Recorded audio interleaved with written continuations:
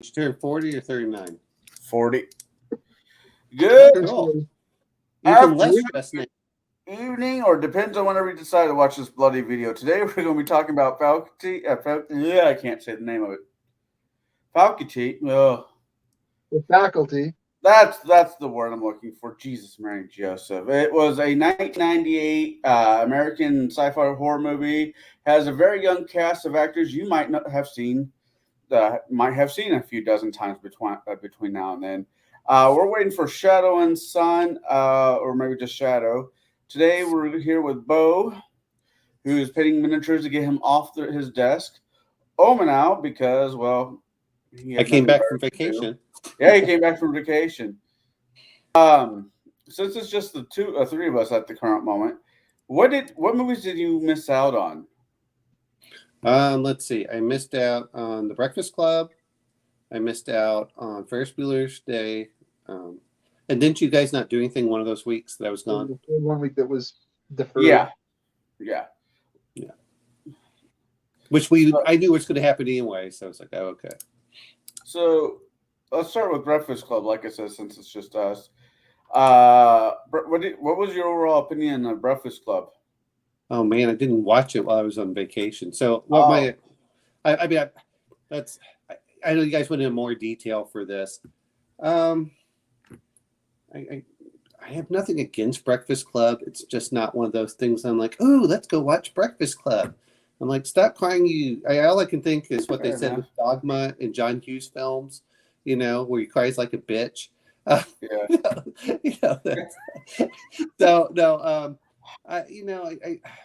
I didn't see it when it came out, which is when I was about that age, which I guess was 14 or something like that.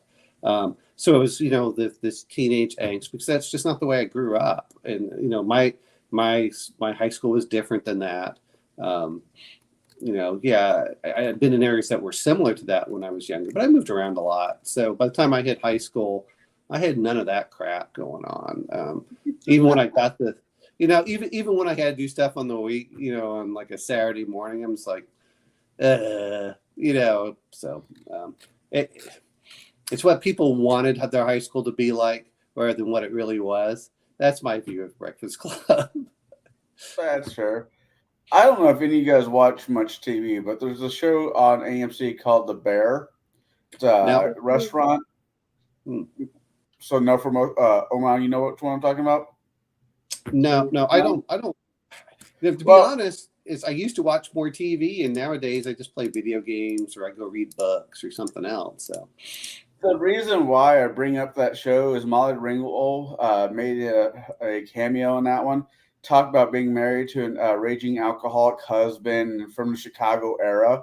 And I can't think, is this a callback to Breakfast Club? Did her and Bender get married? It was Emilio Estevez and stuff like that, talking about things. This one, I just didn't. While people got picked on, it was not. I didn't see the outcast get picked on when I went to. I'm not, because I was kind of the outcast anyway. I didn't see it picked on by a group where they would just focus on someone, but I definitely saw that when I was in middle school. And then, of course, I know that you did Ferris Bueller's Day Off, which was which was enjoyable. But again, all I could think was, when I watched it more recently, was how rich were these kids? I mean, they were like. There's one thing with the Porsche, but with all the stuff that they had, I'm going, they're making a swank restaurant. That was a full swing restaurant, a Chicago style. I can't say I could afford it today, but I sure shit can't afford it back when I was a teenager. Well, and I figure, like I saw years ago, and I forgot who was doing this, but the guy was talking about his son was suspended from school for selling candy. And the guy told his son, good job, son, because he was making a bunch of money by bypassing what was allowed to be sold in the school. And it was like, hey, $1 for, peanut butter cups or whatever. He'd buy from Costco, put all this stuff into his bag, and then he would be selling it for 2 or 3 times as much what it was. And he was making, he's probably making like $40 or $50 a day. And he's like, You know what? That's a real education. He's learning how to be an entrepreneur, not trying to sit there. So yeah, I mean, I could see Ferris Bueller literally doing that stuff. Like, oh, what do you want to do? It's I could probably make multi-million dollars. By the time that he was 24, and by the time he was 28, he was probably in jail. So We're insider trading, yeah. yeah. I was going to say, is that I'm a hedge thinking- fund? Hedge fund? Oh no, I was thinking that he was doing the schemes, selling off, land he didn't own, things like that. It was, hey, Shadow. All right, now that we got everybody's going to be showing up today. No, Jack? No. I'm actually watching the credits of the movie right now because I had to watch it on YouTube with commercials. Hey, Shadow. Here's a little secret when you watch this stuff: is put it 1.25 speed, and you'll get through it about 20 minutes. 15, 20 minutes earlier. No, I was enjoying the movie. Okay. I'd never seen it before, and I'm really kind of bummed that Mark couldn't be here. I wanted to thank him because I honestly can't think of a single movie he's sent us that sucked. You know what? I'm going to mention one other thing. Since you were talking about Eldritch Horror yesterday, does this fall under that realm? Absolutely. Okay, there we go. See, I don't know. I want to see the Robert Rodriguez. Okay. Yeah, Rodriguez was the editor, of course. Yeah. Well, no. I mean, like I said, it's brand new to me. I was thinking of a completely different movie when we were talking about it before I actually watched it. Will we think of the App Pupil or something? No. It doesn't matter. I thought it was a completely different movie. And is there anything at the end of the credits like No. No, there's no. Like No, I sped it up. That wasn't a thing in '98. Yes, it was. There were it wasn't a big thing, but there were plenty of movies that did do it. I remember. Okay, so I can cut it off True. with the credits. Yeah. I mean, bringing lots of things where they would promise a sequel. I could see this movie promising a sequel. We'll probably get into that in a minute. I don't want to blow my watch early. Hey, this would be Right. right up there with The Craft. When they brought it out 20 years later. I don't think this because of the way it ended. That for me cuts off that it was just a monster movie. You know what I mean? No, because the kid at the very end, Frodo, when Frodo got infected, he could have been to come back to be the next, big queen. Right, but the problem is that for me it's not like eldritchy enough. I don't know if that's a thing. It doesn't give that hopelessness, the timelessness, and the complete uncaring. The main bad guy had too much in the here and now kind of mortality and more down to earth. I even though it was what it was, it had it was relatable in a way, as opposed to where the Eldritch stuff I tend to think of is just Unfathomable. Right, it wouldn't have given a fiddler's about all of this. It wouldn't have been so in the nuts and bolts and in the day-to-day sort of thing, having to play. It would just come down and just smash everything. So I'm going to mention this. What it reminds me of in a later movie, The World's End, where they go bar hopping.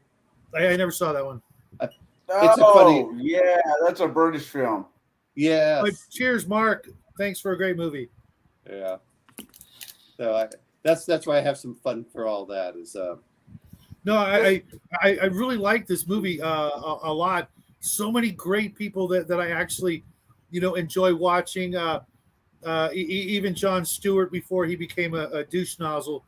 Oh man, him getting stabbed in the eye was the highlight of the whole movie. I wish I could have done it. Except that they show him in the credits missing fingers and an eye patch, but he's still, That's alive. better. He's maimed. I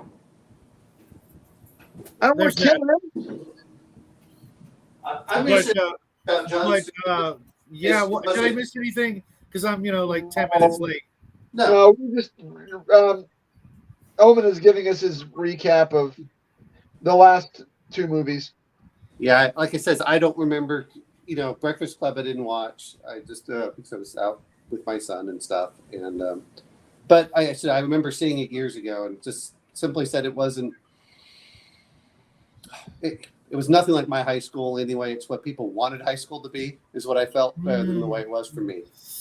Both these movies were very think it much just like my high depends on- school. What kind of high school did you You go know, to? Did you right? go Well, to that's the thing is I went to several. I had to leave at least one school under, unfavorable circumstances, and Maybe not surprised. one Well, of them no, was a what I was gonna joke continuation about school. was- If you guys know what that means, so I saw like the dregs of all the entire district just lumped into one school. But prior to that, this both movies, completely actually. Never mind. The whole clicky thing, that was just a big, huge part of it. But there were, if Mark would have told me that BB Newworth and Famke Newman were in this, that's all he would have had to say. Okay, so Shadow living in California also can relate directly to Sunnydale and Buffy the Vampire Slayer for all of the shows. I only watched like parts of Buffy, and then I happened to see the episode where Buffy comes back from the dead and is all pissed off about it, and that like summed it up for me. It's like, yeah, all that for that, I'd be torqued. Why'd you bring me back, you bastards? Which runs in line with my idea of resurrection and gameplay, which I don't like it because of that exact attitude. Well, it depends on where you go. This is true. It's true. Hey, Shadow. No, that would be great for a campaign where you come over and it's like you have to resurrect some guy to like Tomb of Martek, where you have to do him to stop the great big demon, and he's just like, "Screw you guys! I always have a nice peaceful sleep." And the real reason the mummy's angry at you is nothing. It has nothing to do with the fact that he wants to take over the world or that you violated his temple. It's because you woke him up. Sounds about right. I'll get you So- later. Well, you know what though, is what that really just means, Connell. Just like you were saying, is you just give him some edibles and he'll be fine. for all those people who missed the earlier conversation. This movie was like a mixture of like three different horror films for me. One being the Body Peep. Invasion of the Body Snatchers. You know Yeah. what though? I got to give it credit. It actually referenced all of those and said, "Well, we kind of stole shamelessly, and we're okay with Well, that." not only that, but it rightfully, in a way, referenced the Puppet Masters by Yeah. Heinlein, which I read the Puppet Masters, and it's way different than Invasion of the Body Snatchers. But Puppet Masters is actually more like inspired by War of the Worlds, which is kind of weird. And real quick, RPG Grandma, I'm glad I got you here today. I hope you can actually hear what I'm saying. Interrupting my sleep is death sentence. Thank you for catching what I was trying to say in the last Table Breakers, the last question. Obviously, we're cut from the same cloth, and we understood, even though I didn't write the question, which is really weird.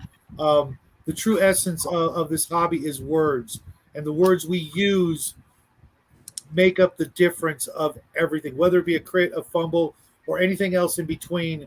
The whole experience.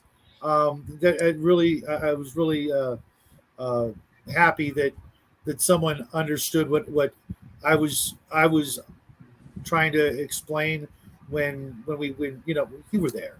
Thanks. I didn't get a damn word of it. I thought you'd gone over the edge. He's so full of shit. So We're This indeed our movie had friends. what? That's our books. Of course, they won't pick us up from the airport, but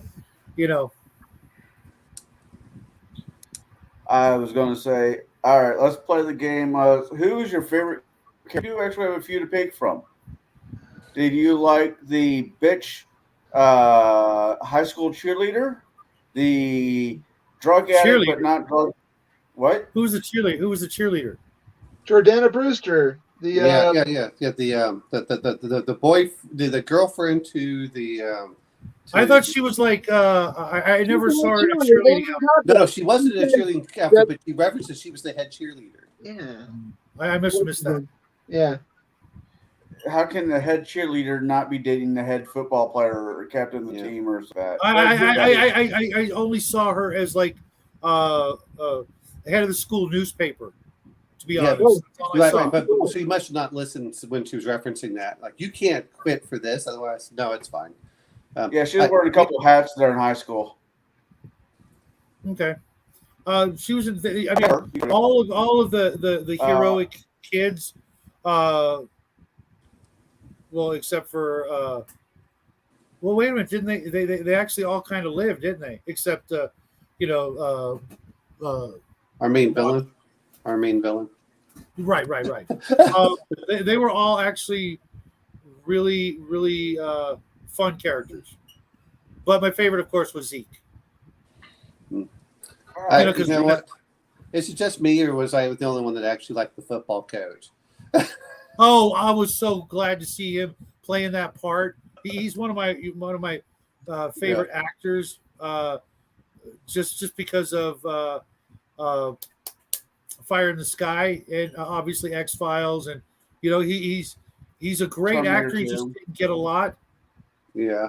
Well, no, I thought that was just a fun, character. If you were going to play any character in there, that would be it.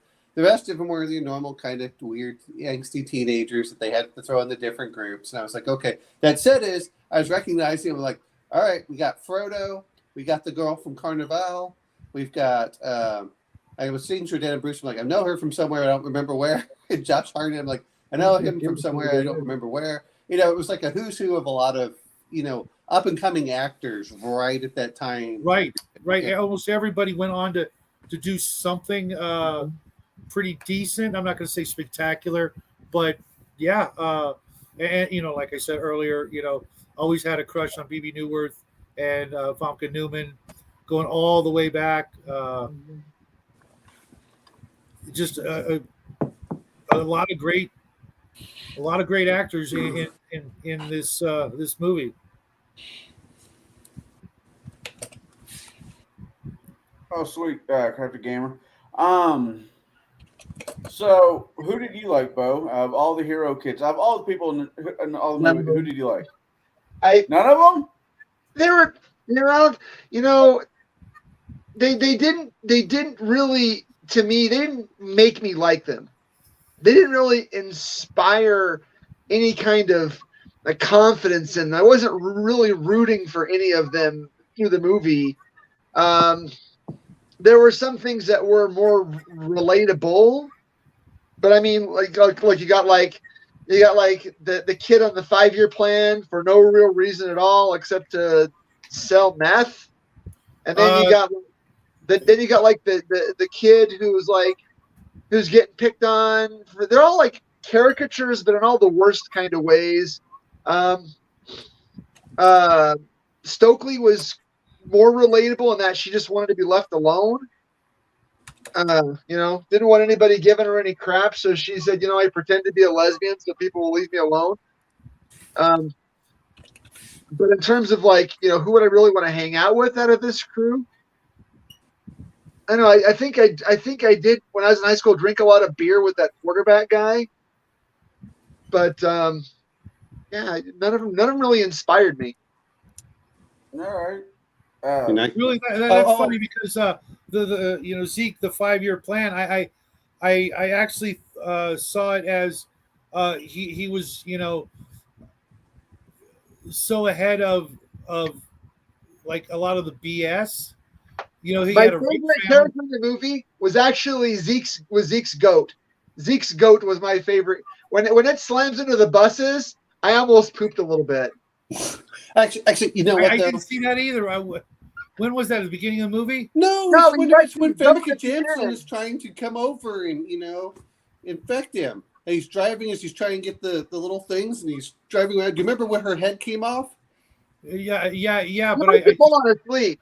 But actually, what it was is I was watching part of the movie on my tablet, and I was actually outside doing it, and the light, everything was just like super dark, and I couldn't see shit. Okay, No, okay. So, the GTO with the rallies.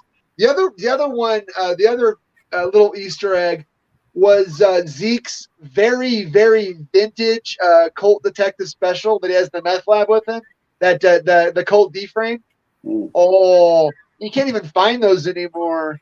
Yeah, that I- Colt D frame was chef's kiss. I don't know. See, I don't like anything that's less than 6 inches. So anyway, But yeah, Not but touching that one. Oh damn! Walked right into that. You No, know, no, I The didn't. tape and everything. I know. No, like we're gonna. The other thing is that no, when you're talking about this, I also like Famke Janssen and how she was going through that. But Oh, I tell didn't me even know about it. her.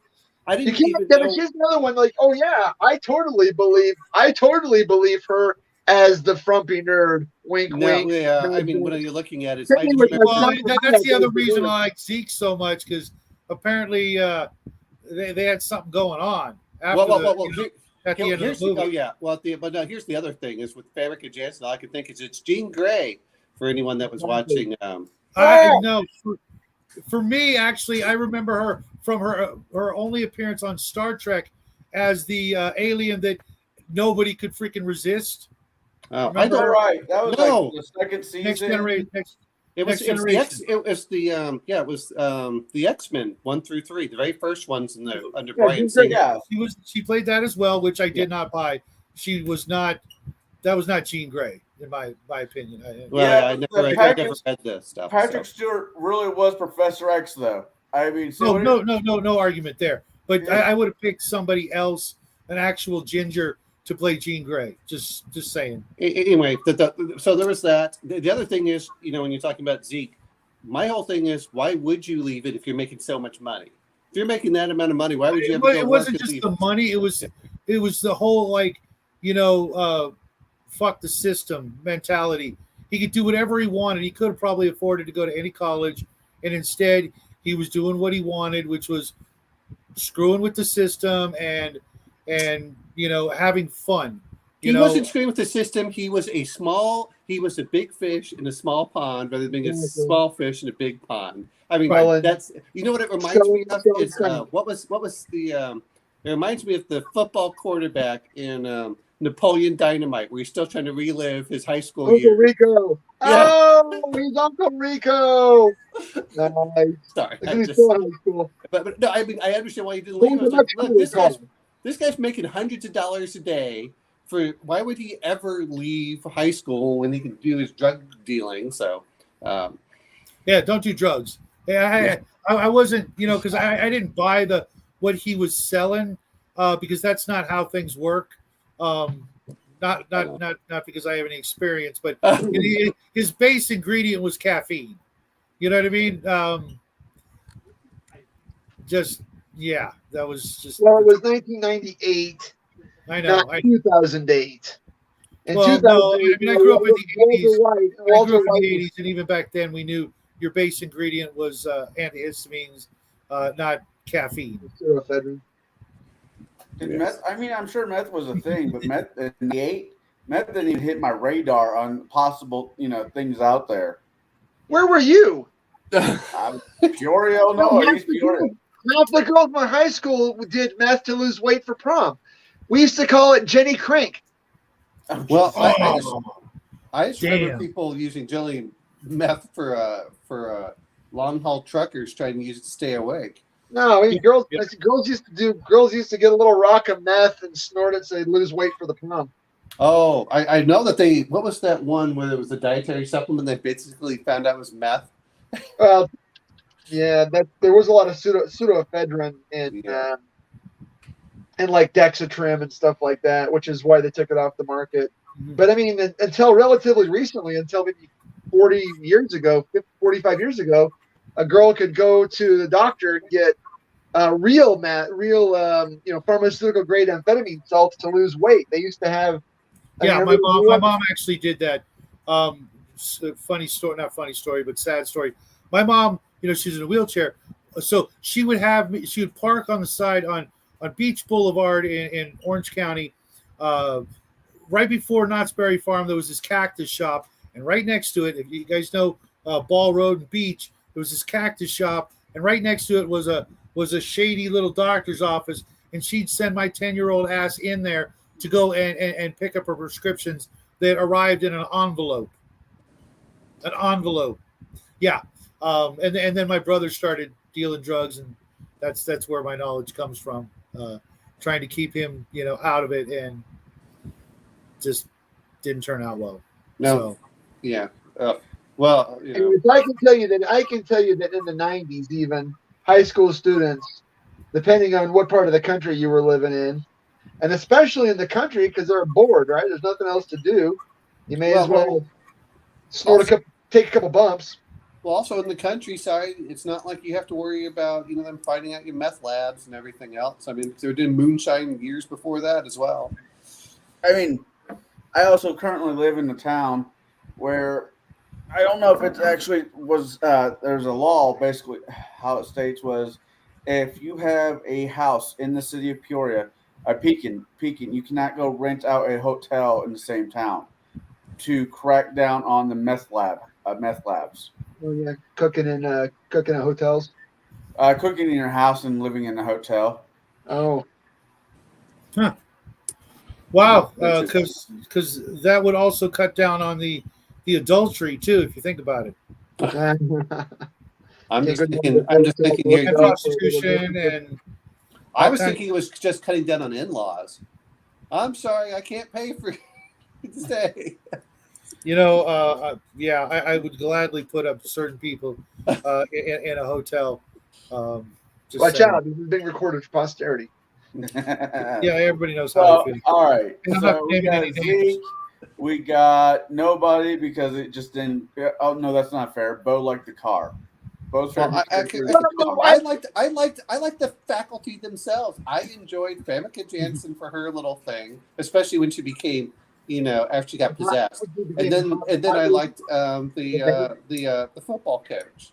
I didn't really care Well, about. yeah, no, I get that. The redhead, the older lady who was a redhead. I'm like, I've seen her before in something. What the fuck did I see her? I actually I wanted to say that, but I actually didn't feel that way. It's like I feel like I should know her, but I clearly don't. No, Cloris Leachman as the old lady. Oh, She was hilarious, especially And the history teacher. I mean, I know we've all seen him in a million things. Oh yeah, And I'm wondering, whose a direct family member was the water delivery guy? Because I guarantee he was somebody who made the movie. He's related to one of those people. I'm just like, nice bit part you got there, Because they could have picked anybody, and they picked that guy. Like, right. what did Laurie Piper Laurie actually was in? I'm trying to look. The redhead? No, the old lady. Oh, I Cloris don't know. Leachman? No, there wasn't Cloris Leachman. Her name was Piper Laurie, which was the one at the very beginning.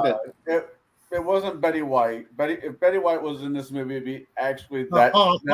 Be Oh, much could you more imagine? amazing. Yeah, that would be hilarious. imagine her as the principal. Oh No. It's the the one at the very beginning when she's trying to open up. With it's the principal's running away. Well, yeah, that's what I'm talking about. I like the fact that they brought Lilith, from Frasier. Phoebe Newworth. Yeah. Oh, I know. Oh my God, I had such a crush on her growing up, and not from Cheers. Actually, it was. Oh God, I heard her sing. Oh, I'm like, Yeah, she did a lot of Broadway. I forget like what it her, was, and then I 2.5 saw her in minutes. Star Trek.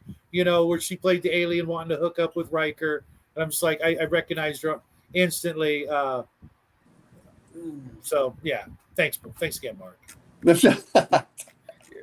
Betty White. Yeah, if Betty White was in this movie, that would be amazing.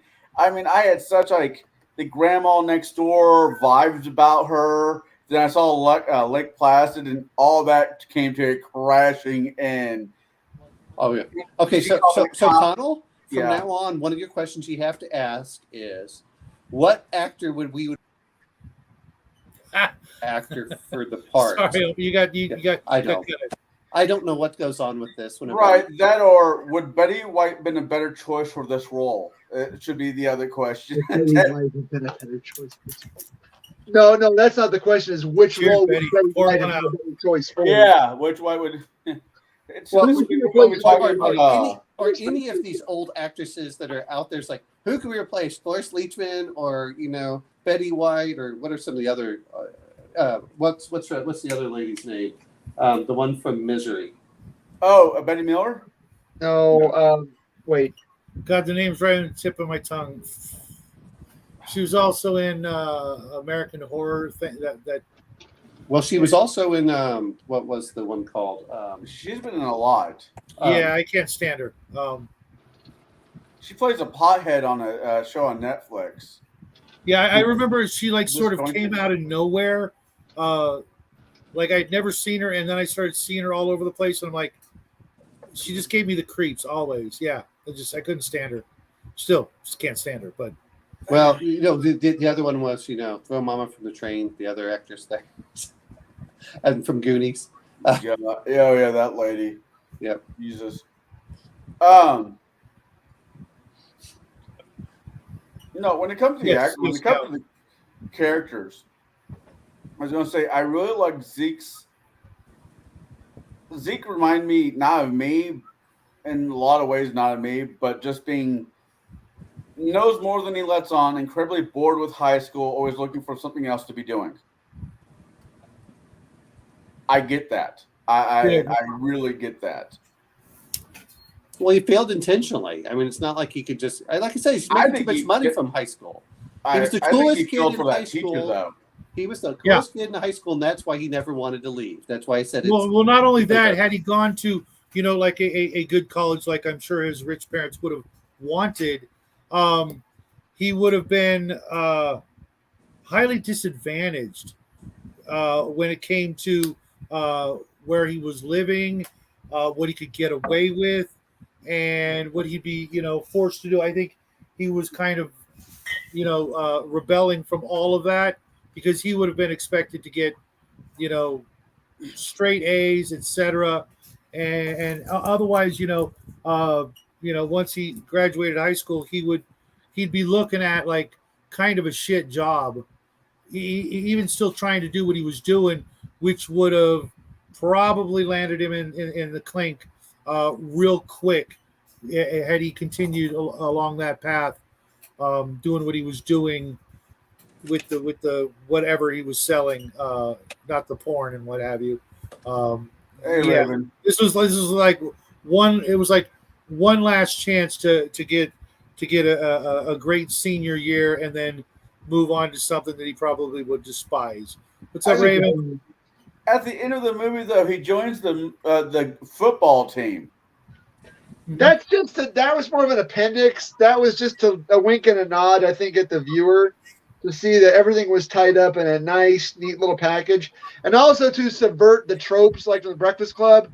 It's like the Monday, right? You subverted, the nerd ends up with the cheerleader, the Zeke ends up with Bender the character teacher. ends up with the basket case. It's, I thought that was kind of cute too. When a you know, 30-year-old and- woman hitting on an 18-year-old man, yeah. Well, Hey, I mean, can you now at blame least him? it's I mean- legal. I Well, mean, you're in California. They're a little bit more lenient than they are in Texas, where you're not allowed to date your students. was this in California? Because this movie felt like it was like in Oklahoma. No, it was Ohio. It was Ohio. It was Ohio. Yeah, it was Ohio. I was thinking about that, because of what happened, with the big old train spill a while ago. I was thinking, oh, yeah, more crap for Ohio. well, it's Ohio. All right, so Least favorite What? character? no, I'm trying to find way because everybody has a very much good opinion about this movie. So I'm trying to find better ways to answer. Who has a good opinion about this movie? All right, you don't have a good opinion about this movie. I- Not particularly. I It's, kind of it's feel- okay. I found myself looking at my watch way too much. Oh Well, wow! I did too. Twice I during did the too, but movie. for the opposite reason, because I was like running late. I actually enjoyed this movie. It was, because I'd never seen it before. Well, I so, did. so I- I was wanting I mean, to really 98. pay Okay. attention, and I found myself being rewarded with, all kinds of you know, like this is going to be one of those movies where every one of these actors that were in this movie, you know, either already had done something great or went on to do, you know, big Wasn't things. it great? Wasn't it really great though that Frodo at the end of the movie runs really fast, just like his friend Samwise did when he played for Notre Dame? Oh, Rudy. I don't know. I never saw that. Oh my! Wait, I know what you're talking about, but I didn't see it either. You know what? I have not seen The Faculty before this. I remember why, after seeing it, I was like, yeah, there's probably a good reason I didn't see it then, because I went to a bunch of movies in the late 90s. I was like, no, because there's, you know, we used to go see stuff like Dark City and other stuff that was very similar time frame for these things. This movie popped. I didn't know it was Cal's birthday as well. So happy birthday, guys. Happy birthday, Cal! Hope you have a blessed one. No, of course he is. He's Oh, hanging out yeah. with us. What's up, Hey, Justin? My daughter asked me this morning, Dad, what are you doing for your birthday? Sitting home, drinking a few beers, hanging out with you guys, smoking a cigar. So she said, I know, same as every other day. More or less is what she's getting to. And Justin, it was really cool hanging out with you last night. Sorry I had to I go, wanted to but say- battery and all that. And I'm glad you enjoyed the picture of Jackie with the shark head. This movie popped. This movie popped right as my freshman year of high school. I remember seeing this in theater. I don't know why. Just remember seeing this in theater, and because I grew up, when I'm thinking of high school, I'm thinking Breakfast Club. I'm thinking more, you know. So I'm catching a high school movie, and this movie was interesting. It, like I said, it reminded me of a bunch of other horror movies. Just Breakfast Club meets The Invasion of the Body Snatcher meets Slither, which came out later on. It's a Peter Gunn movie. There was just a bunch of little movies that they wrapped up, put in the Breakfast Club wrapper, and said, "Hey, here's a movie." Well, you know what? This was the same era as Heathers and Heather. yeah, Heather's was fun. Heather, and The Craft. The Craft, Right. the other one. And to be fair, you also had like Wild Things, which I there were several things that all came out right around this time period for this. Starship Troopers. Which one? The movie Starship Starship Troopers. Troopers. Oh yeah, yeah. Oh, I thought you were laughing at the shark one, but okay, Justin. So I know the personalities. I recognize the personalities of what these characters were playing, more so than I recognize the personalities from Breakfast Club. It's just these were more. What do you mean they were like so stereotypical in the Breakfast Club? There was The 90s in high school. That's true. They were like the same characters. Yeah, they're 90 stereotypical of what they do for everything. It's whatever, you know, the nerd, the jock, which the jock did not seem like, you know, to me, the Josh The Hartnett Jock should. was the most relatable one. There's a scene where he's talking to Stokely. well and for he you. he says, look, he says, I got last year when I went to a 2A high school, so I relate. He says, last year when we won the 2A state championship, I took a biology test. I got a D. The teacher changed to an A because he said my arm was so strong. And then he says, I earned that D. Yeah. That was the most real line in the whole movie. I earned that D. Yeah. I'll give you that. I'll agree with that. See, I had a similar experience with when I had to change schools. I wasn't doing so good in auto shop, and my auto shop teacher gave me a passing grade because he saw the fight that I was in that got me kicked out of school. I don't know.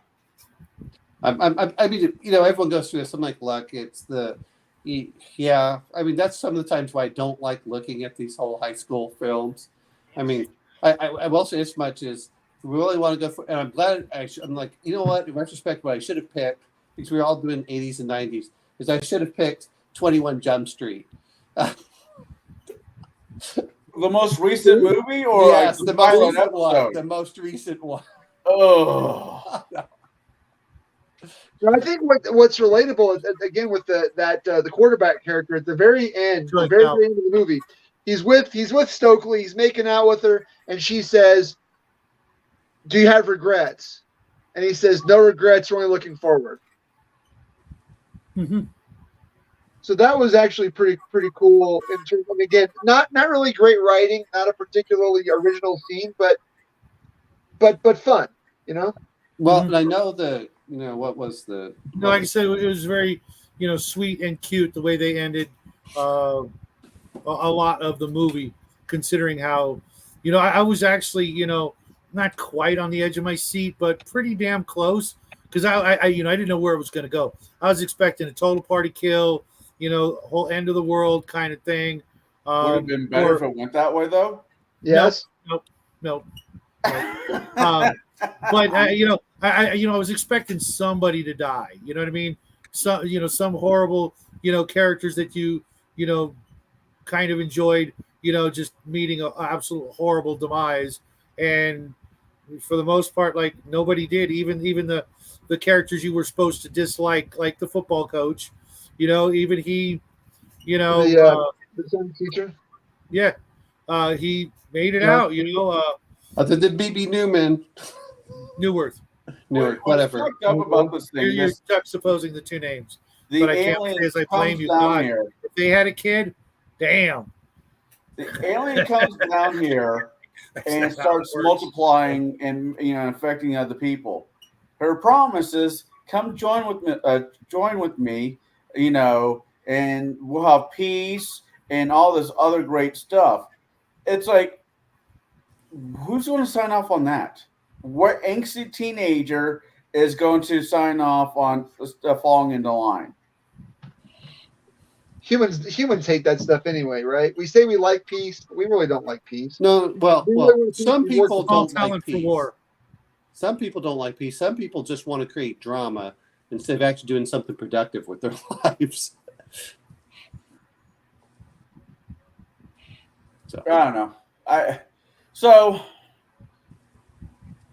which characters did we not like? I'm gonna go for Frodo's parents. Oh man, they were terrible, weren't they? Yeah, Oh, yeah. that's a good pick. That's a really good pick. Oh man. Even though the dad, I've seen him in stuff that I like, Oh yeah, but he really, he kind of reminded me of the principal from Breakfast Club when he was doing that, thing. I was just like, mess with the bowl to get the horns routine. yeah. I was just like, oh, so you're that guy. Okay. No, if you I have think kids. what it was is his parents were, again, you got to look at the setting, right? They're in middle America, Ohio. And Upper I'm middle sure class. the parents were like, we got to keep up appearances. We can't be the kid on the block that has that kid. We're not that family.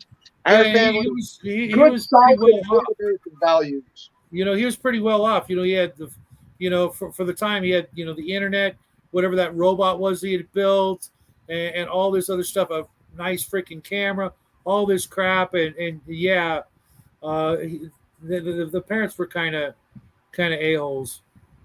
you know what? That doesn't bother me too much for that.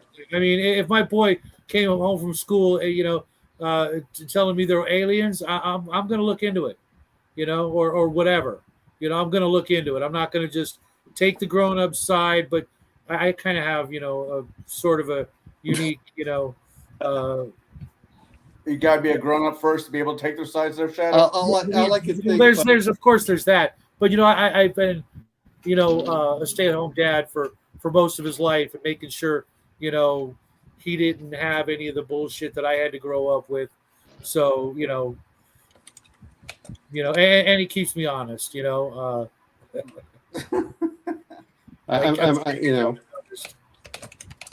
trying to think of which character did I not like. I'm trying to I completely disagree with this comment. I know several teachers are not lazy. Most teachers these days are basically shackled to their desk on what they can and cannot teach or say in their class.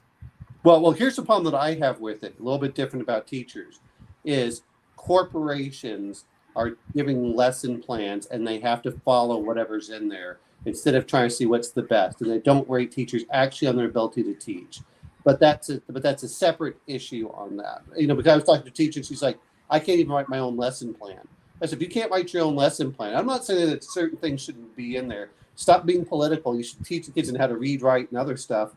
But when the lesson plans are not, I care about the end result. If you can't get the end result, well, and a little bit different, and this happens because of teachers' unions. Did you ever watch, what was it? It wasn't Stand By Me. It was Stand and Deliver or whatever, where the guy was teaching all those kids how to do calculus. Yeah. Well, then The we're James teachers union- Olmos. Yeah. Right? The teachers union ran him out because he was producing 50% of all calculus students passing AP calculus. And they ran him out because he was out doing all their teachers and it made him look bad. That's the problem I have with teachers, is when, it's not that we aren't good teachers. Believe me, there are. It's just, it's with the corporatization of education. George Joseph. Yeah.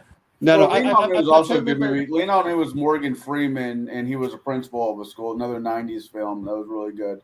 I'm going to mention. Let's see. Who did I not like? I'm trying to think of. Yeah, the parents. Of course, they weren't meant to be likable. Exactly. The one I didn't like for the most part, just because he was boring and not. It's the alternate quarterback.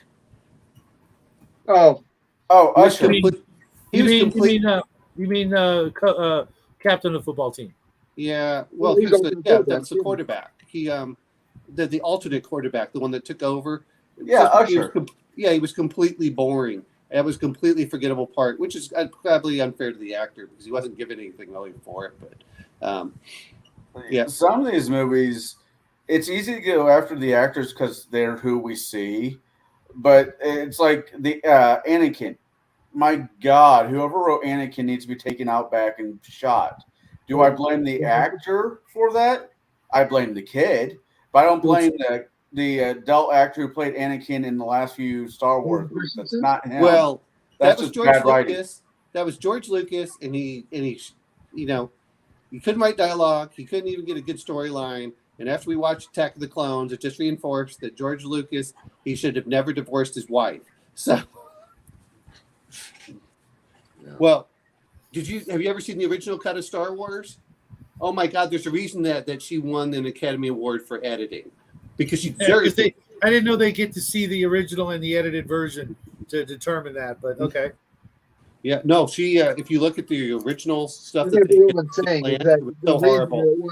Star Wars would have become what was that? Completely what was the guy who did like Battle Beyond the Stars and stuff? Roger Corbin.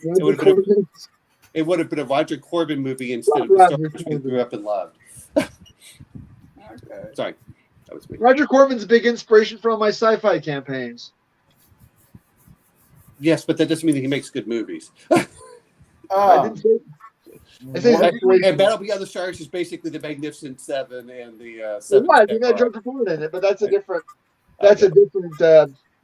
show. I know. When we do Battle Beyond the Stars, we'll talk about George Papard reprising his role from not George Papard, the other guy, the guy with the gloves. We need to have 2 months of sci-fi at some point, just because there's so many great bad sci-fi movies. We could literally do a year, guys. I We know. really could. 52 episodes of sci-fi. Yeah, we'd still have years to go. So I want that much sci-fi in one year. Okay. So back to the faculty as we've completely derailed ourselves on other movies. It happens. Yes. So parents is the main one that who didn't you not like, Bo? All of them. Who was really unlikable? I can't think of anyone that was particular. I feel this movie was more lukewarm than anything else. It didn't really inspire any great emotional. And I actually sat and watched it. I tried not to be distracted.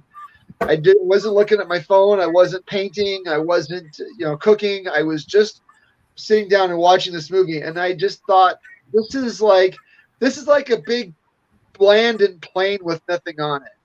It's like the biggest plain burger I've ever had in my entire life. It was, it just felt very, and which is kind of, when you look at Robert Rodriguez, he tries going off on something, but you could tell this was definitely one of his early works earlier works where it My felt biggest very complaint formulaic. about the movie really was the editing, and I'll tell you why. Especially at the beginning, the first act, where you meet all of the players, and there are all these just the scene just cut. These little 30-second scenes. They walk into the hall. Guy bumps into girl. Girl says, "Why don't you get to sing I Dog?" There's all these little pithy one-liners, and it's trying to establish their personalities in the shortest amount of time possible. And I just thought, man, stop and take a breath. Well, the other point is just like I said, it felt very 90s. It felt very formulaic, and I wonder It if was Robert the Rodriguez 90s. was. Well, no, yeah, but what I mean is that some Never films, mind. but some films feel ahead of their time. This Right, was not right, one of right. them.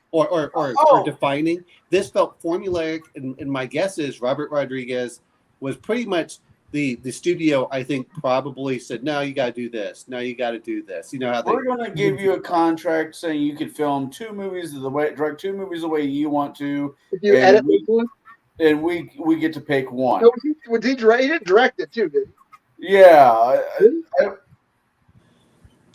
don't know. I wasn't paying attention to the credits at that point until I saw that it was the editor, and then I just remember thinking, "Wow, okay, that's interesting." So what did we think of the bad guy? What did we think of the big alien bug? She was pretty when she wasn't wearing any was. clothes. Yeah. Yeah, I thought that was kind of, I get why they did that. Because when she, changed, she obviously shredded them. Of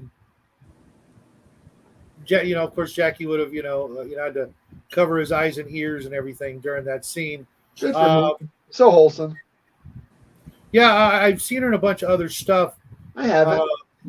I wasn't even. She looks familiar, but I don't even remember Laura Harris, or I don't remember. There was something she used to be in that I actually liked a lot, but I can't remember what it was. The actress is a dead ringer for somebody I went to high school with, it was two kinds of weird, Probably odd. that too. Oh, she was in I was Stargate thinking that Atlantis. too. What? She was in Stargate Atlantis in the Dead Zone, and Dead Like Me, apparently. Oh, that's what it was. I had a feeling it was Dead Like Me. I used to love that show. Never saw it. It was Mandy Patinkin was in it, and Oh, man, and a bunch of other people. do you but like it was- singing and dancing? no, none whatsoever. Oh, then he's not utilizing his talents, then is he? Right. They were a bunch of Grim Reapers that had to also. Oh yeah. They also had to have regular jobs at there was someone else in that show I liked a lot, not just Ellen Muth, which what a score on her part getting that job, because I've never seen her do anything since then. That's fine though. I mean, if you do a TV show, they can make it to syndication. And I'm not saying this one did, but I mean, because working in TV is like a 60-hour-a-week job. Yeah. You do a TV show for 4 or 5 seasons, hit syndication. If you can make enough money in residuals plus your salary to not do anything, don't do anything. You gotta she did like, I think there was 2, maybe 3 seasons of it and a movie, but that was like the end of her career as far as I could tell in Hollywood type of thing. I'm still waiting to see Jonah Hex. I hear it was kind of crap. It But, was. I mean, I didn't see it. This must have been crap. He played the character really well. The actor in Jonah Hex played Jonah Hex really well. No, that was not James Portfoy. James Portfoy was Solomon King. Yeah, no, he's the guy from he's done a bunch of other things. He was Cable in the Deadpool 2 movie. I'm You're not wrong, going Justin. to mention something, which is we're talking about everything except the movie. which I feel the same way that Bo did. Is it was just meh. That's weird. I really had fun watching it. Am I going to put it up there? And he's anywhere near like the top 100? No, but for having never seen it before, and pleasantly surprised with. I think it was just the cast that really got to me. Just seeing all these people, and why they would later go on to do other things that were, pretty decent at least. Salma Yeah. Hayek as the nurse. Yeah, well, Right, you know what? right, That's right. Robert Rodriguez. He has to put Salma Hayek in all of his movies. Well, yeah. I'm pretty sure they're related somehow. I'm just gonna I leave wouldn't that. mind making a Oh, few yeah, movies. they're related, yeah, by injection. But yeah, I tried to get Jackie to watch it, but he wasn't having any part of it. He oh my god. But will I ever watch it again? Probably not. But I'm glad I saw it. Like I said, Mark's never picked a bad one, so there's that. But then I thought again, it was appropriate after your last night's discussion. It worked out really well. It tied right in there. This movie reminds it just like I said. This movie came out in '98. It just kind of took me back to that year. Just made me think of being in eighth grade. No, my freshman year of high school. Which, Yeah, it's nostalgic for you. yeah, It was nostalgic for me too, because I think that this was one of the some of the best years of my. Well, I don't want to say that, but a very memorable years. That late '90s, early 2000s for me. Am But I the only one that I thinks can't that now's really like say wonderful that at time all. to be alive? they're actually pretty shitty years for me. But maybe that's why I missed this movie. But it's a it double did whammy. give me kind of like a glimpse into what it must have been like during the 90s, because I was doing some pretty, hard drugs. no, Interesting stuff. Interesting things. I'm clean and sober my whole life. What are you talking about? I'm just giving No. you shit, man. I know. But like I said, the internet is forever, and I got to, keep up my alibis and No, backstories. baby, you want to see what he was like? You want to know what Shadow was like when he was a teenager? Go watch Fast Times at Ridgemont High, and when you see that guy falling out of the back of the van because he's stoned off his ass, you would have seen Shadow at 16. I don't think that's accurate. I thought he was ordering pizza during the middle of class. That was. Yeah. It sounds like I did do that a couple times. I at least thought about that a couple times. I would have done it. Had I thought of it, I would have done it. I missed a lot of high school. Let's just put it that way. I was doing things that were way above my, age at that time, especially the last 2 years. What did you think of them not showing? They kind of did, but then what do you think of them not revealing the monster until the end of the movie? You have to do that. Well, some movies reveal the monster, within the first 5 minutes of the film. Well, Yeah, I mean, they did show the little squiddly things, What I really liked, one of the things I liked the most, was the use of the bleachers. Oh my God, that was classic genius.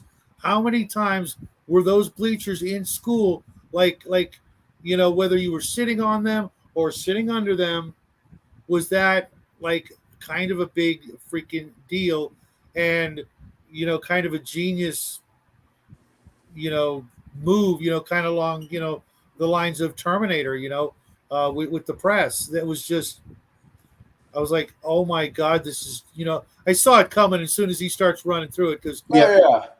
but I'm like, oh, this is freaking genius, My high school had those, Mhm. and they were We did, but automatic. Ours were not automatic. You had to push them in.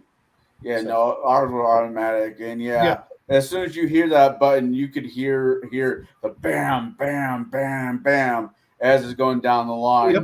The gym bleachers or the football field bleachers? The gym. Oh yeah. And the same with Jackie's the school he went to from K through 8, and his high school, the same thing. I don't know if they're at his high school, if they will. Yeah, because the bleachers have killed people over the years. And Have they really? I always figured that was kind of one of those urban legends. Like if you gotta watch out when you're going to escalator, you get your foot stuck and you get pulled down underneath. I'll tell you a story about that later. Oh, that's I just thought it was like one of those urban legends. Parents tell their kids not to No, fuck that around. does happen. I know a person who got a shoe caught in an escalator, and she was okay. Ruined the shoe though, but yeah, I had to stop the escalator and pull her shoe out. So who's running the next high school based RPG?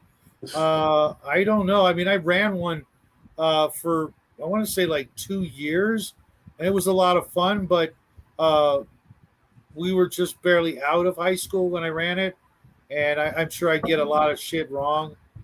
But I played in one last year for like 1 or 2 sessions, and that was about it. Where we had space aliens come into a sock hop.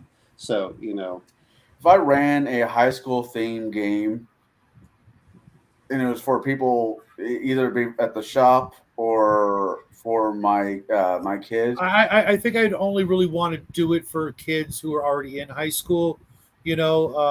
Just like to especially with Jackie's D&D group, let them run characters, not necessarily themselves, but where they can totally relate, but to try to get them into a sci-fi or modern day game mentality, because Right. all they know is D&D. That's all there is. There's not even a glimmer of a chance that they would ever play Traveler or Palladium, Call of Cthulhu. Call of Cthulhu actually maybe, but the landscape for youngsters in the hobby is pretty bleak. I was about to say I'd probably do 5e. I do 5e and just do my variation of a Harry Potter type game. That's not. Yeah, that might go over well. that is 5e. It's not your variation. That's in 5e. Right. No, That's they have a school-ish game for 5e. I'm saying I would not use that module and just take the world of Harry Potter and I'd be more inclined to do a Erie, Indiana, or Stranger Things kind of thing. that works too. I'm just we you know what? There are games like this, whether it's Tales from the Flood or Tales from the Loop. Kids on bikes. That's the yeah. I mean, those would probably work out well. Actually, I have the PDS for it. I just haven't looked at it because I really don't care. All these people talking about high school. I'm like, no offense. All I could think was not that my high school was bad or anything. Yeah. It was just, why would I want to go relive high school? It's like trying to relive college. I'm like, no. It's whenever I play characters, I'm like, once we go out past this, I'm happy. see, when it comes to school, there's a college movie with Val Kilmer in it, Real Geniuses. Yeah, I saw that. It wasn't a Turning fan. that into some kind of Cthulhu-ish something game. Can't do it. It's so corny. It's so contrived and fake. Sci-fi is fake and fantasy is fake, but it's like better fake. I can't do a high school thing. When I was in high school, all I wanted to do was get out. I don't want to pretend like I'm back. Can't do it. Well, Too corny. what if you were going to write it, not play it? Well, run it for whom? I couldn't even run it. Just It's say you like, got it's like a job Shelly, offer. I love you, brother, but it's like fingernails on a chalkboard. See, and my whole thing on this is, I'm like, I want to do something more exciting than be in high school. If I want to do that, let's go play Buffy the Vampire Slayer, where we can all pretend we're in high school again. I'm like, okay, it's fine if it's going to be like a couple of 1-shots or 2-shots and completely tongue-in-cheek. That's what it would have to be. To me, it'd have to be completely tongue-in-cheek, and we would take every trope possible and like go that way. I said, but yeah, I mean, high school is just, it's high school. That wasn't, when people talk about like as if that was their glory days. I went, really? Are you that sad? That is kind of depressing. I've known quite a few people that are like that. I just think about it because I'm always trying to get my son into play, even if it's with his high school friends. Sure. The hobby's going to die out if someone doesn't teach them. I You know what I mean? Doesn't show. Yeah, it literally will. It would be the same with any other activity. If you don't teach the youth, it will die. As many kids I People like see, you. Yeah, but who Yeah. taught them? Nobody in most cases, sadly, because I know when I came up, we had to learn on our own. I'm just Right. I'm But- gonna bring up this part, which is it was a niche hobby. It's become more popular than ever for whether we like it or not. You see it around the world. People actually, I mean, people knew it probably more from the cartoon and the Satanic Panic for a lot of stuff. But I mean, I saw where they were looking at the history of role playing. It actually goes all the way back to wargaming in the, for years. But yeah. Well, what I mean though, guys, is okay. Kyle, think about it like this: the industry wants to go digital. Okay, Right. I'm talking about the at the freaking table with your bros, your sisters, whatever, in real life, face to face. That aspect is going to die if we don't teach the youngsters that, hey, yeah, like with what I do, bring your friends over. The dinner table will be cleared. It's all yours. Enjoy the game. You know, you know what I mean? Otherwise, it will go digital and in essence eventually turn into just another video game.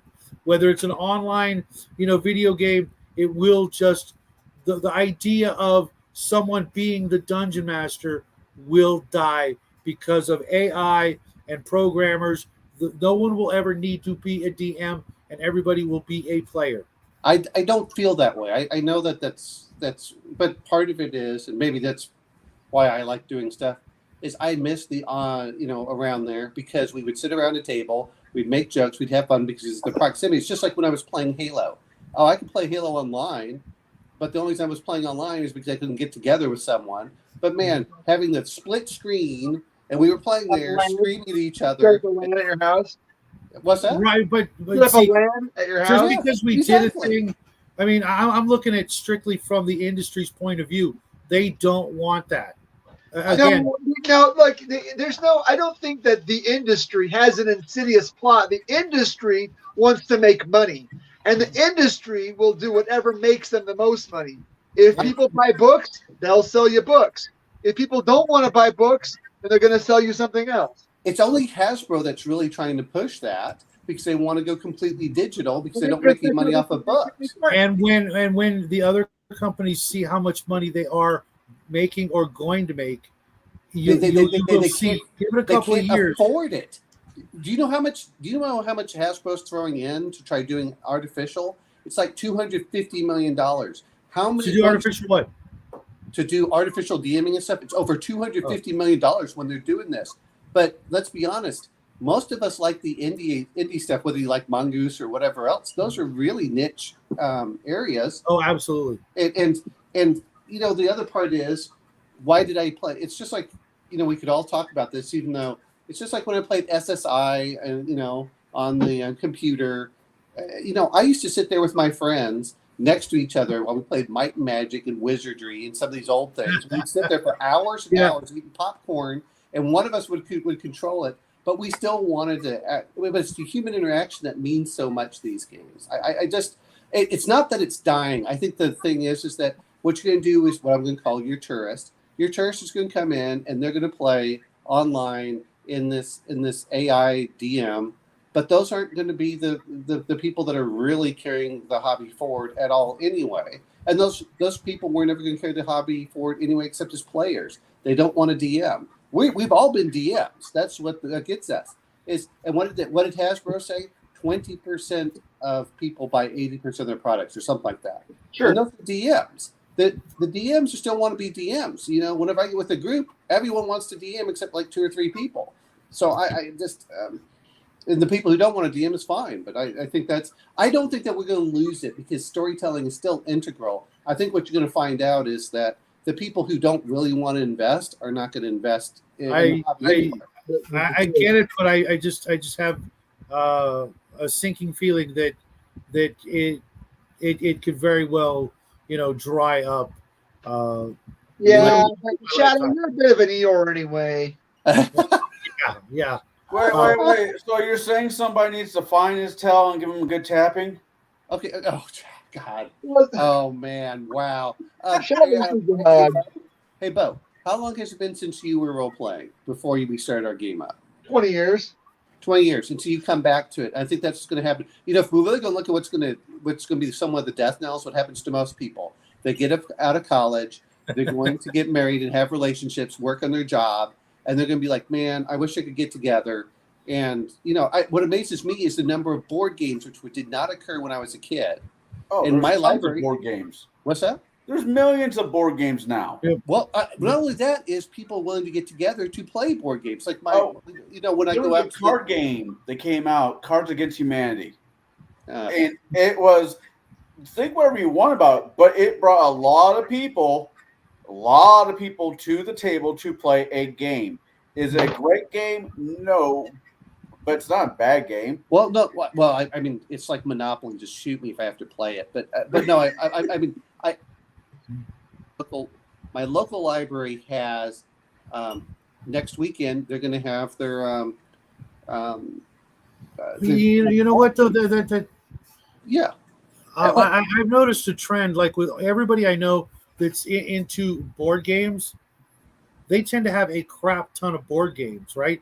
It's not like in the old days where you might have 2 or 3 board games and it was a regular thing that you were just going to play like Monopoly.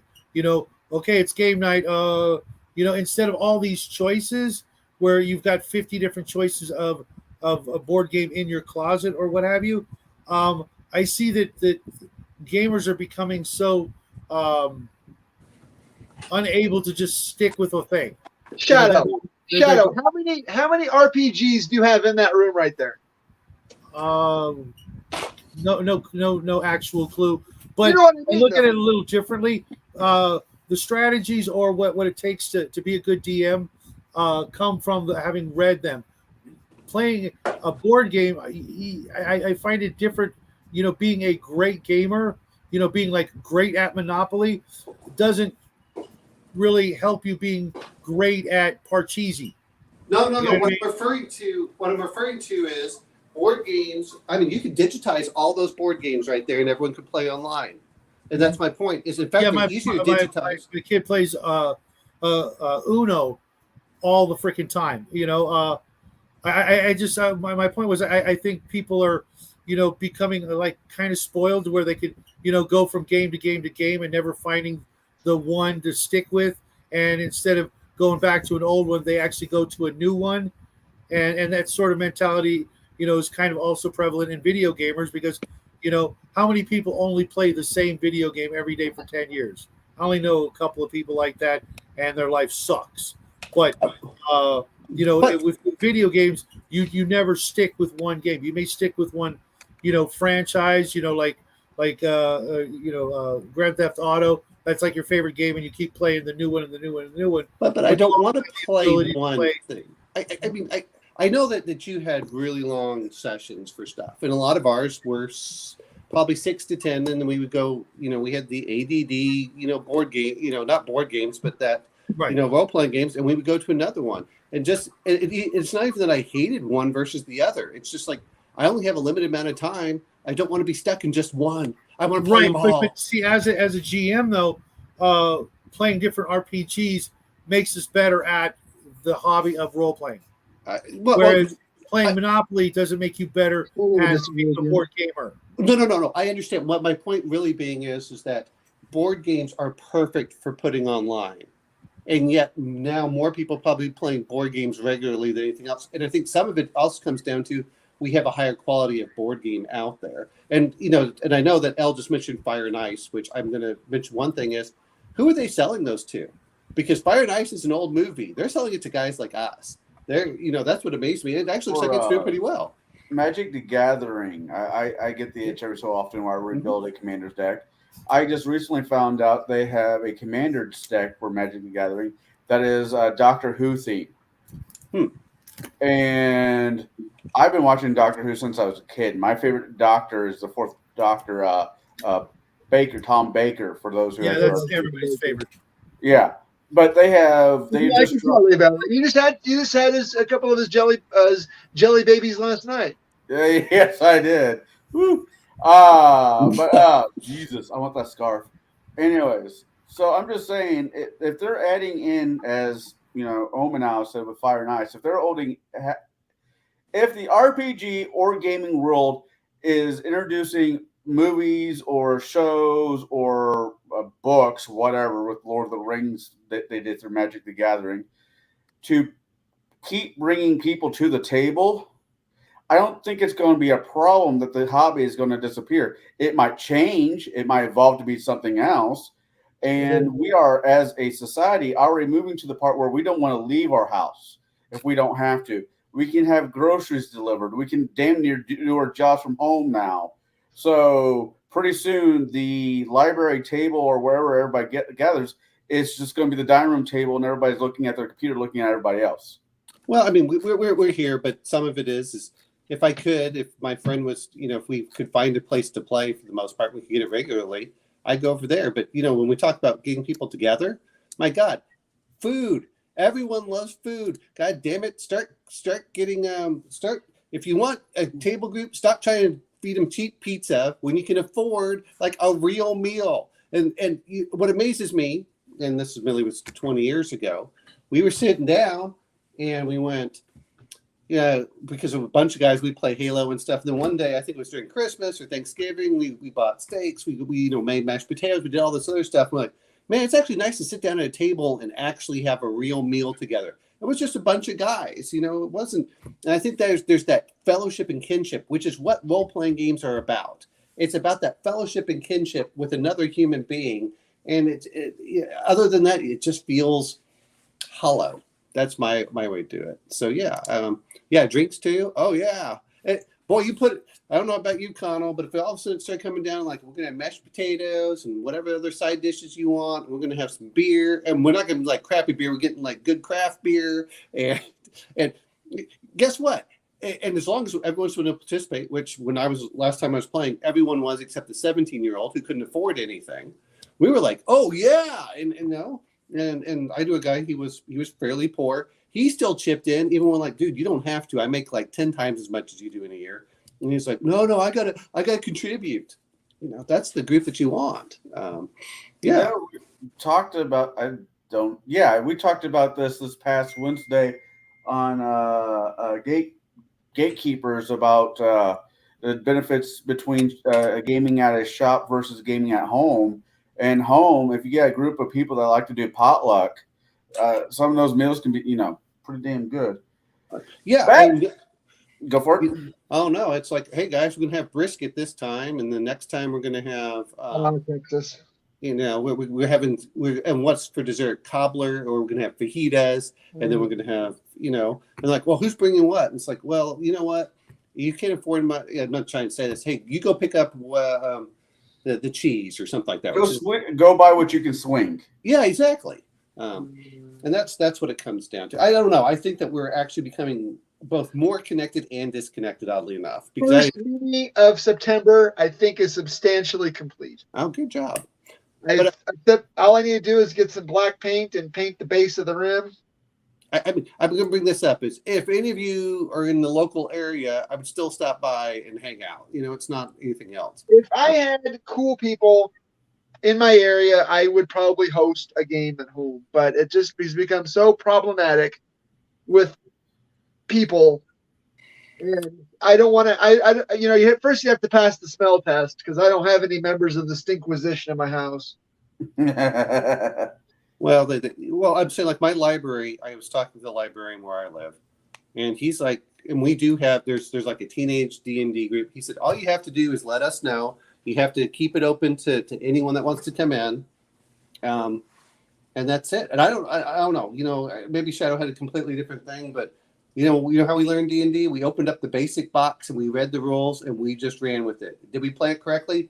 Absolutely not. Did we have fun? 100%. Role-playing games are not for fun.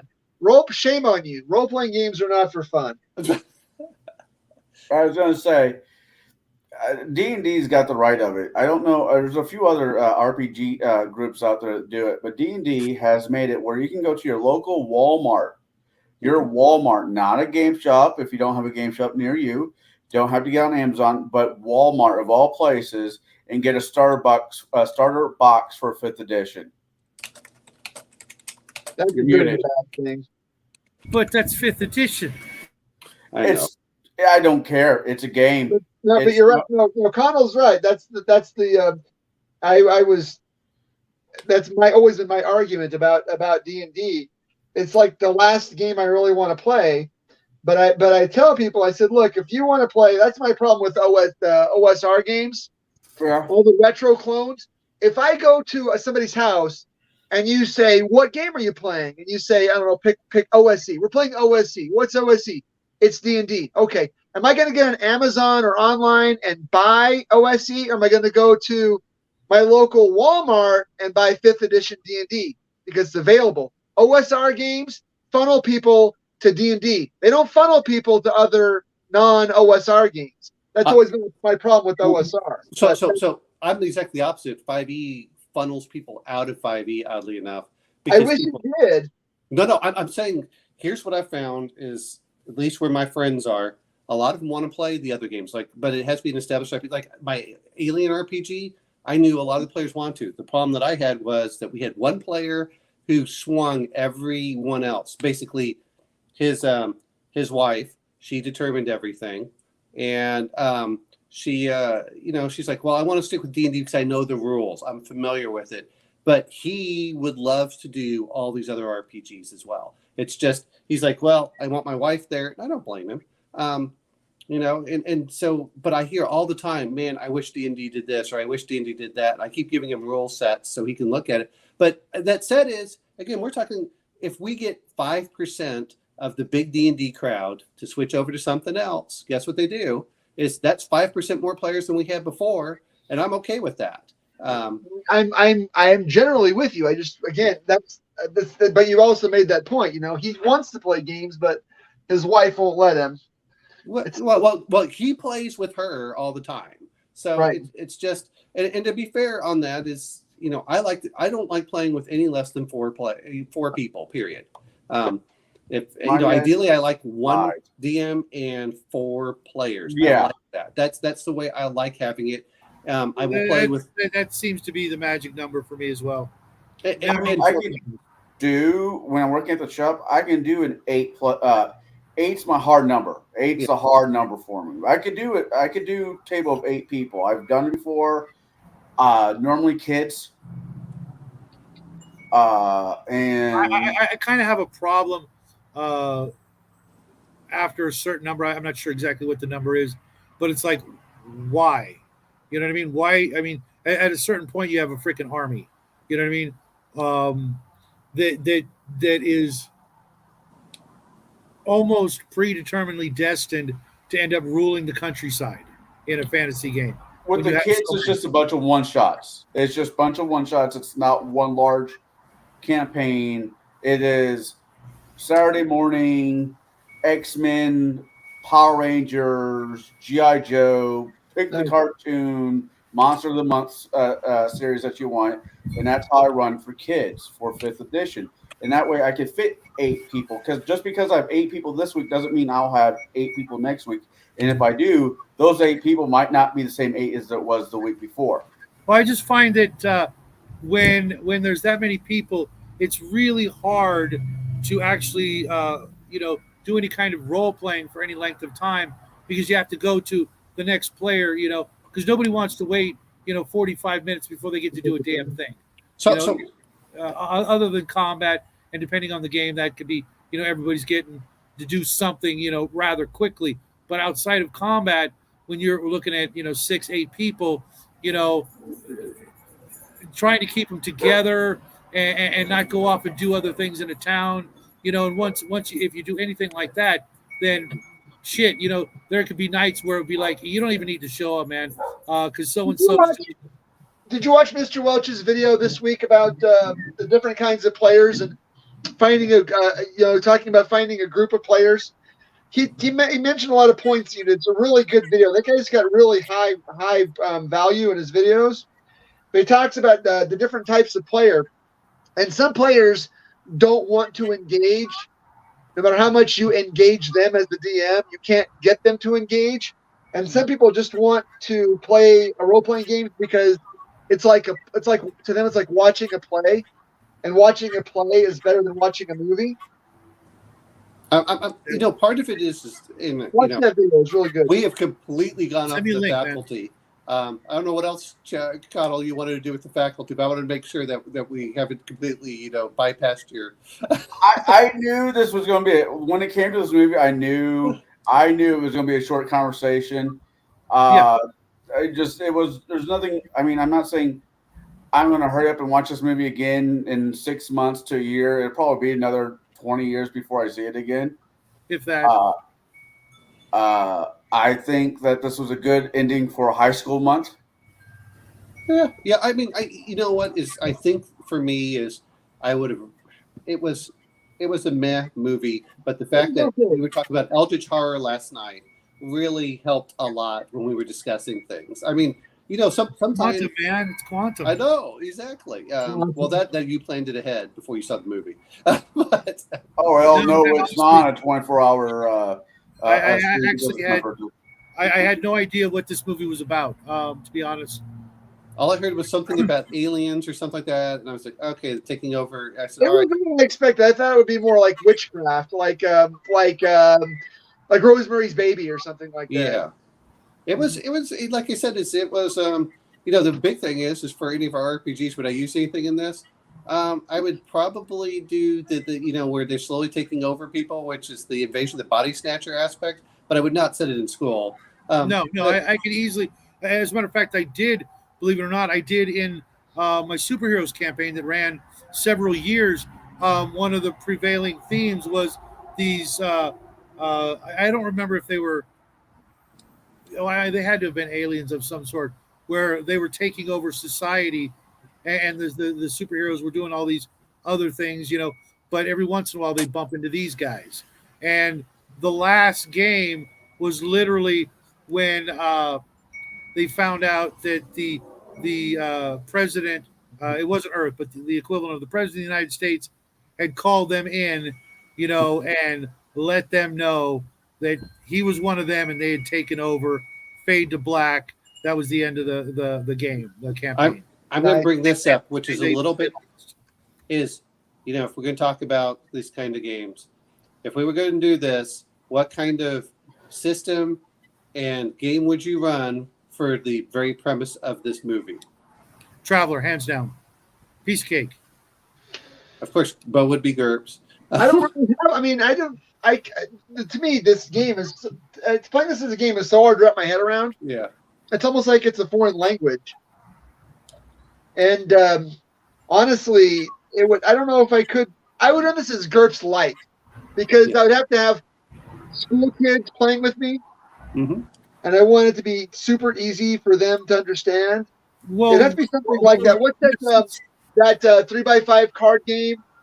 Index card RPG. Index card RPG. It'd be something like that. It has to be super, kids on bikes. What if you were taking the high school element out of it? Because that's what I was thinking.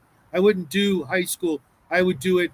The players are stuck on a world trying to get off the planet, and the reason they're having such difficulties is because a huge maybe even run it more like the Puppet Masters, where ultimately they need to the players need to eventually get off the planet and nuke it from orbit to make sure.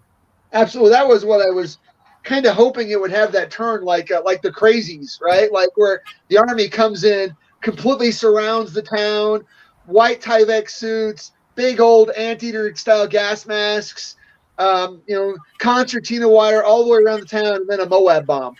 That would have been a cool ending for the movie.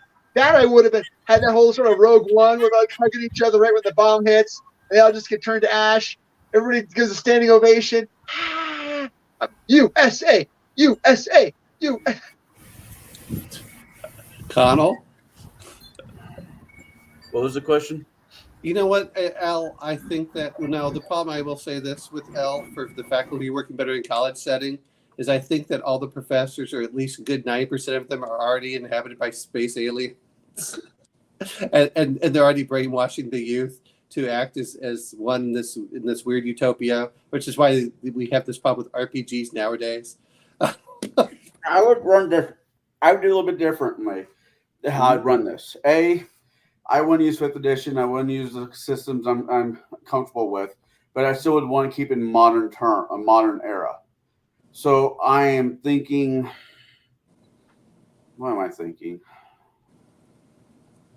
What am I thinking? That's a good question. I don't know. What are you thinking? What are? That's where you put the emphasis on the R. What are you thinking? What are you thinking? Okay, this is how it would work. I don't know what system. I don't know. Thinking. All right. I don't know what system would work best for this, but it would be modern. Modern. There would only be one race, so I'm taking out all of the options here, and it would be at a hospital. Oh, okay. I'm thinking Call of Cthulhu. All right. You know what? I'll say this much because I'm going to be completely tongue in cheek on this. I'd want to. Yeah, I think part of the reason this worked was because the characters were so powerless in a way that having it in high school and at that age made it work because if you throw any because there was like one gun in the whole movie. As soon as you start adding adult stuff, I know. As soon as you start adding other things, you make it more about combat and things like that. These kids were running, constantly running and hiding, and that's what made, the movie for me at least, kind of sitting on the edge of my seat, hoping they make it out alive. Cowboys and aliens, dude. I would also have been. That's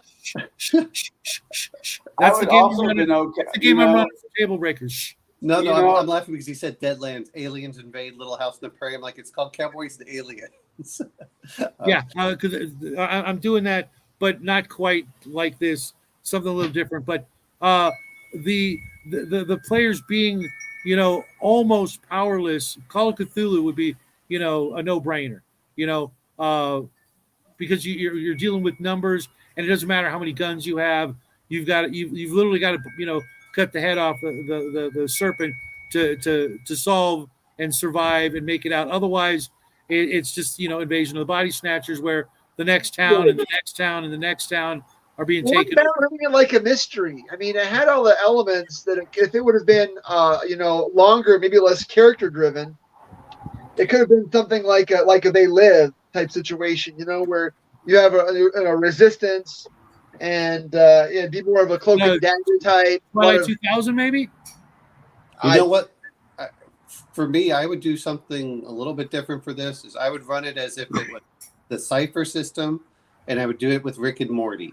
I mean, just because... Well, the Cypher system is Traveler, isn't it? No. It's a D20 system. Oh, really? Oh, I'm thinking of Cepheus then, maybe?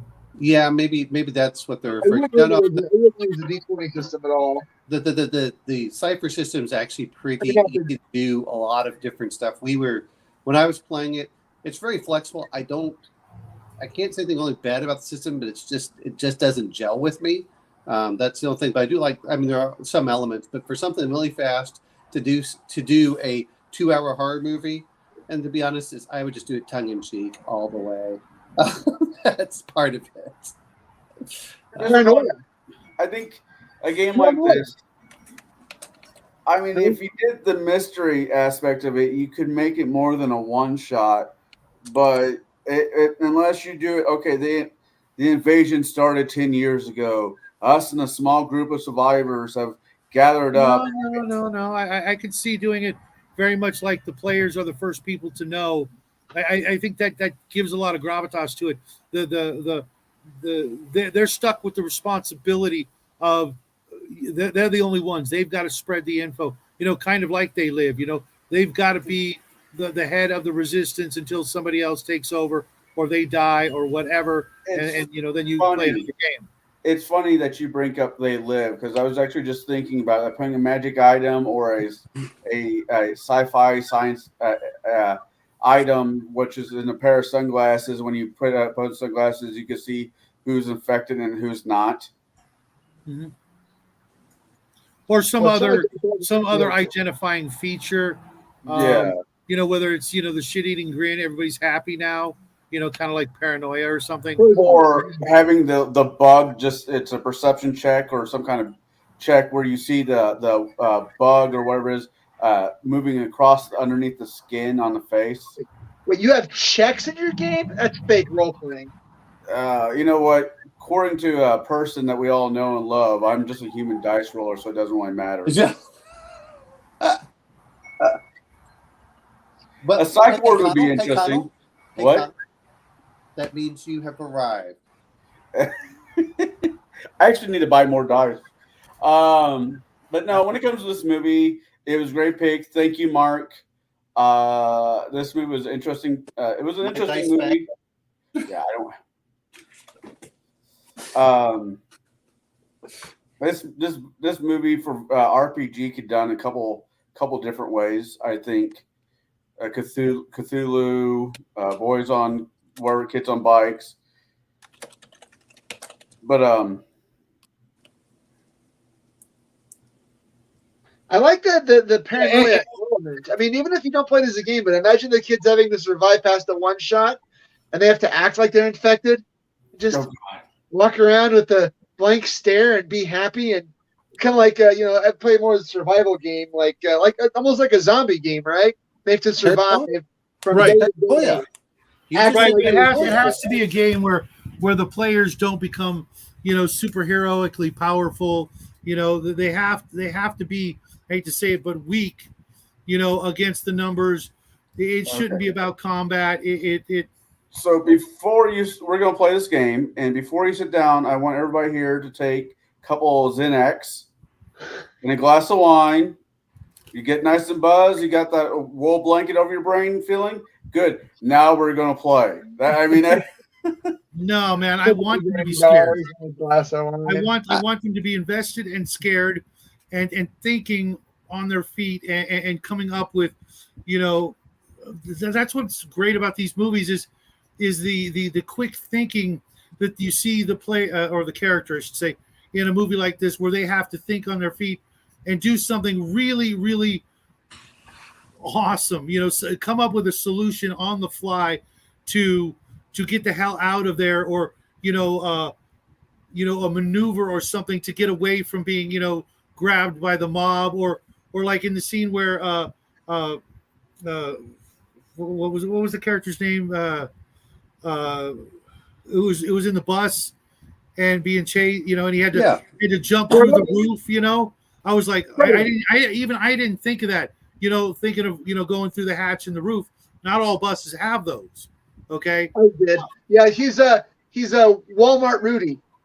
Right. But thinking that, I was like, how the hell is he going to get out of this? There's no way. He's screwed. I think all buses have to have those things now. They didn't always. They didn't always. No, Right. I did see a guy actually do that on a metro bus. He was just causing all kinds of crap, and he literally popped the hatch in the roof, jumped up, and got away. But that kind of quick thinking, that kind of action, to whether it's mental or physical, to get out of a sticky situation, because I want to see the players kind of actually getting scared, because they actually give a rat's ass about the character sheet in front of them and the character attached to it, and be invested, and get that actual physical response going on within them, knowing that their adrenaline's kind of pumping through them right now. This is going to be fun. I agree. I heard your. I stopped in last night to your Shadow Talk. Tentacles. No more tentacles was the comment. How do you make your players scared? Was the question that you asked when I jumped in. How do you keep your characters from being, They have to be invested in the character. I also think it has to be somewhat of the setting, the area that you're gaming. I think lights need to be turned down. Maybe some candles. That's what I did for Jackie when we were playing Call of Cthulhu. First time I was using the D20 version of Call of Cthulhu, and he had never played, but he likes horror stuff. That's one of his favorite genres. So we turned off the lights at the dinner table. We had one little LED, fake candle going on. He picked up 8 hours of ambient music that was freaking top notch, and it was all about the words. We rolled some dice, but not a lot. And when we did, we would just use the something so that we could see them in the dice tray, so that it was all about being in the moment. Roll dice, control freak. I know, right? You know what, I watched them, and I put them in the tray, and to really get, into the character and into the scene and the setting and the whole concept. Because, role playing isn't really for everybody. These kind of games aren't. And it was, he played, a year and a half of D&D with me, but we went through a break and getting him, I could see it, I couldn't see, all of his face, but the shadows and whatnot of the environment, I could see him, not wanting his character to die. And that's what you need to do. You have to find a way to make them not just like, no worries, I'll just burn my character sheet, I don't care. Thanks for the game, I'll see you next week. You want them to be, even especially if you can leave them with a cliffhanger between games and they're calling you, a couple of times during the week thinking about where you left them, with a whole bunch of questions, because they can't wait to get back to that cliffhanger scene. That's your job. That's great, but I think sometimes it's a matter of pride, which I was looking at like the Alien RPG is my character didn't die. Like, how far can I take him? And you said, okay, how far can I take it this time that they don't die? Thanks, this thing. But the other part I think of is, and I don't disagree with it, is you have to be invested. But honestly, as I get older and you make things darker and darker for me where I can't see anything, I kind of zone out and want to go take a nap. I mean, that's totally fair. That's totally fair. But I mean, if you could, I mean, this is he's like a 10 or 12-year-old kid. I know. You can go back and watch the video. You can tell. I mean, he even dressed up for it and everything. Oh yeah. I mean, that's what's great with kids. I will say, as an adult, there are two things that scare me. One is going to a public toilet and finding out that they've run out of toilet paper. And then the other one is whenever I have to go vote. Other than that, my life's going pretty well. That's why that's the mark of a good GM is being able to, draw the players in and become invested and start to care. I mean, how many games have we had where there's been players that just didn't freaking care, did the stupidest crap just because they were bored and just wanted some action? No, and they didn't. They literally didn't care if they lived or died. High school, huh? Being bored and looking for some action. No, that wasn't me at ever. No, I think this is what to be fair there with Shadows, those are the people that are going to go towards the AI, and we're probably better off not having those people in our games anyway because they suck out a lot of the energy. That's well, no, I mean, if you don't want to be there and you're kind of there just you're because, not wrong. I mean, it's like go play a video game, okay? I'm not here to be your monkey. I expect you to kind of do some things, have fun, the banter. Which reminds me, Bo, you can always tell me shut up and get on to if whenever I do my stuff during your game. You can always say. That's why I do a lot of blue booking with you to keep you on task. Yes, well, that's fine. But I'm just saying. But you're welcome to say stay on task. If I have had any problems with anybody in our game, I would have told you by now. Honestly, I know it's been months and months of playing, but I still feel just happy to be here. Okay. I am absolutely tickled that people want to play. That my game is actually something that people look forward to over a week. That has me over the moon. You have no idea. But it also causes a great amount of anxiety when I lay awake on Thursday. What's going to happen next? What am I going to do next? How am I going to keep people engaged? You need to never repeat that again. You need to be able to. My favorite doctor, as you put it earlier, and get some gummy bellies or whatever. No. We have mostly. I try to keep my Connell. My campaign is like the world is like its own NPC. It talks to me. It tells me what it wants to do next. Sometimes I just sit and look at the computer screen and stuff just starts flying off onto the screen, like plot points and stuff like.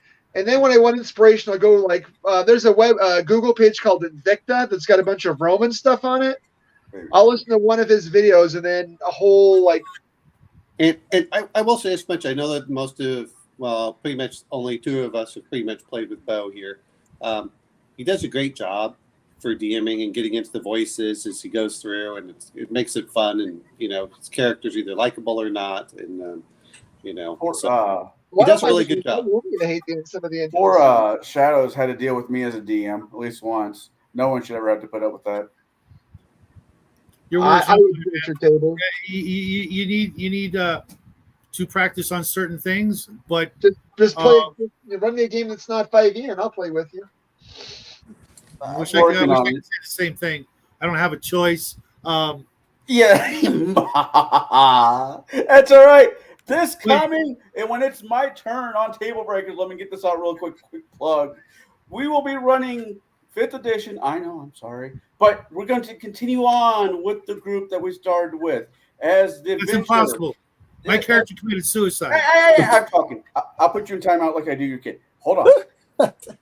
Well, I want you to picture a poster. I want you to picture a poster of 1950s Pulp Fiction with great big yellow words called "Escape from Alcatraz." Dun dun dun. Will be the name of the module. Once you. Like I said, my character committed suicide. That's all right. We'll make you another one. That's fine. That's fine. The guilt would have been too much. Didn't you play Cocaine Bear, or is that still on the? That's it. That's okay. Oh, it's Escape from Alcatraz with a cocaine bear chasing you around. So yes. All right. I must see this movie. I mean, it's got to be the hype must be real, right? Oh, it is. Trust me. Well, this coming month, this September, we will be doing. What would you? Guilty pleasure? Guilty pleasures. Guilty pleasures is what we're this month's choice is because it's my birthday month and I'm picking guilty pleasure. I have so many options, but I've actually dialed it down to one. First, it was Ernest Goes Camping. Maybe the Care Bear movie from the 80s where they're camping. There might be a theme here. Before we go any further with the guilty pleasures, can you like define it for me? What you mean by guilty pleasure? Guilty pleasure is a movie that all your friends hate. Everybody hates this movie, but for some damn reason, it just hits you in the right spot. You love this movie. It's like busting in on Jack. There's a difference between hate and embarrassed. No, it has to do with more of the embarrassment that you enjoy it or something. Actually, you know what? Guilty pleasure is one that you love unabashedly, no matter what anyone says. That's what guilty pleasure is. It doesn't matter whether they hate it or not. And to be fair, I was picking the Lego Batman because I love that movie. Lego Batman. Yeah, Lego Batman is awesome, and that's why I because initially I'm torn between one movie and What Dreams May Come, and I don't know anybody who. Yeah, that would be a good one. If you love it, I'll watch it. I'll watch it again for you. I love you that much. I'll watch this movie. But that movie, I mean, What Dreams May Come with Rob Williams is one of his hands down better films. Absolutely, hands down. We used to when it came out, we used to call it Wet Dreams May Come. Oh. But I might not pick that one. There's another movie that's a lot more lighthearted. I'm trying for all lighthearted here, to be honest. That's what I'm. Yeah. I mean, because for me, that's like a very spiritual kind of movie. Yeah. You know. Hey, if you want to save that for April, because 10 to 1 will go right back into that theme. Yeah. You know what? I might just do that. I know you do. Heaven Can Wait and The Goonies. Talking about one that's just a guilty pleasure. The Goonies is a guilty pleasure movie. Goonies everybody loves that classic. I've never seen it, but everybody loves that movie. It's just a guilty pleasure because we all. I will yell at kids who wear shirts that say Goonies or die. If I yell at them, say, "Give me the truffle shuffle" or "Take off that shirt." No. You give me the truffle shuffle, Connell. Yeah. Connell. No one needs to do that. Granted, I might get. I've literally never seen the movie, so. Oh! Actually, Shadow, you would probably really love The Goonies because it actually meets everything that we want, and it includes. Well, this is where normally I don't like kids, but it's one of the few movies I do. It really is. It's so nice. It's not Dungeons and Dragons, but it's very much its own RPG style movie. Yeah, It's it is. like, No, it's I like heard Indiana tons Jones about with it over the kids. years. It's Yeah. like Indiana Jones with pirate treasure and kids. That's what. Yeah, it's a And it's the a dungeon crawl. Quebec Yeah, Indiana Jones. Yeah. you would actually love it. I honestly think you would love it. I'll get around to watching it one of these days. Or at least Uh, watch it with Jack. I think that. you would Yeah. probably- yeah. Even if we don't do it, I still would recommend. No, we're going to do Goonies. I just don't know when. That I'll pick it. I'll yeah. Yes, yeah, I agree with Grandma. Goonies is RPG. Yeah, it is. It is. It's a perfect one if you want to talk about an RPG. There you go. That's kind of a one shot. Well, I'd call it like a 3-shot kind of thing. You know, it's not you're not going to make a Christmas campaign special. out of it, but it's going to take more than one session to get through it. Yeah. Oh, like I said, like Mark's Christmas special game that he ran. Yeah. All right, so we're doing guilty pleasures. Mine is going to be Howard the Duck. Oh yes. Oh, thank you. That's that. I want to see that one. I've seen it once. I dug it. I loved the comic book as a kid, but I could never find it for some reason. I think I actually had the really giant-sized version of Howard the Duck, and I know I had the issue of Howard the Duck with Kiss in it, but it's been so long. So Connell, is it your turn for? So is it your movie coming up? Next My week? movie is next week. So Howard the Duck. Then yours, Omenau. Then, hey, here's a question, Bo. You've joined us now 4 times. Yeah. Do you want to be a main fixture? My vote's yes. Yeah, you have to submit. It needs to be by secret ballot, and if one person blackballs me, that's fine. I am down with if the quorum is down. So let's just It's up to you. Whatever you. else is not available. Since if Jack Jackie is kind of can't tune in disappeared, or Mark- But here's the other part: we're going to be running into October. So yeah, I'm all for it. Actually, but what would your guilty pleasure be for? I don't have one yet. I can't think of anything that's really. Most of my guilty. I do have movies that I get on these film jags, but usually when I watch a film jag, it's not one that's like terrible enough to be a guilty. Like when we did The Breakfast Club, I watched it like 5 times that month. Oh, Jesus. When Platoon was on Netflix, I watched it like 6 or 8 times when it was on Netflix. Oh, good. So there are a lot That's a of movies movie I I've never watch. seen. What, Platoon? When we do war movies, that's my pick. My pick is Platoon. We Were Soldiers. If we do war movies, that's mine. Oh, that's a good one. Independence Day. No. Independence Day, the president. Okay, so I will investigate guilty pleasures movies and I'll get back to you. tell you what, this is how we're going to do it. I'll do first Omen Out, Shadow, then Mark, putting you at last, Bo, giving you enough time to figure out what movie you want to do. Fine. And Omen Out, yeah, what? as Omen Out said, with Jack being gone or being busy, he's Yeah. in high school. He has a high school life. I do not hold this against him. But I am actually, I'm going to give you a heads up. I am looking at a new job right now. And if you know anything about nursing, you know that when you get a new job, you're kind of like, hind tit, like the low man. Yeah. And so this is a funny story. This nurse I used to work with years ago, and we got along really well. And now she is the nursing manager at the mental health unit at the local VA. And she says, "Do you want to work at the VA?" I was like, "Well, man, Carolina, that's got to be at least a 10% bump in pay and better benefits than what I got now." So all I got to do is get her. To get a VA job, usually you have to like jump through all these hoops. You got to get like USA Jobs. You got to do like the background check. She says, "Look, if you give me your resume, I will expedite you through all that process." I said, get that money. Get that money. "Get That's that federal money." right. Get that money. I'm going to mention this much, having worked for federal government. USA Jobs wasn't that hard. The problem is that it takes them like 4 to 6 months to hire. Exactly. But she said if I get her a resume ASAP, she can expedite that because she's the nursing manager. Well, here's the other part too: is there are certain professions, and nursing may be one, where they can do direct hire authority and skip all that crap. Exactly. And plus, there's been this nursing shortage you might have heard of. Yeah, I've heard of it. And it's not a nursing shortage. It's a shortage of nurses that still want to work in nursing. Yeah. I got a question for you when it comes to that, but can definitely wait after the show Yeah, because you can PM me or whatever. That's fine.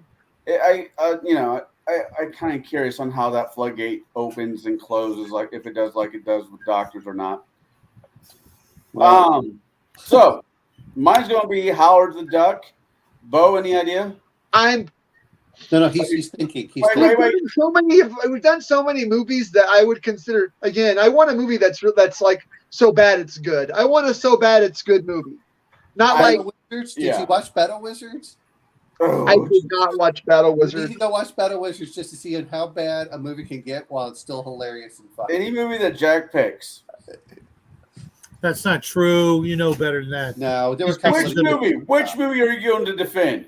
Blazing Saddles? All right, Blazing Saddles. All right, I'll go with Blazing Saddles. They're like cult movies, but a lot of cult movies aren't necessarily guilty pleasures. A lot of cult movies are really good.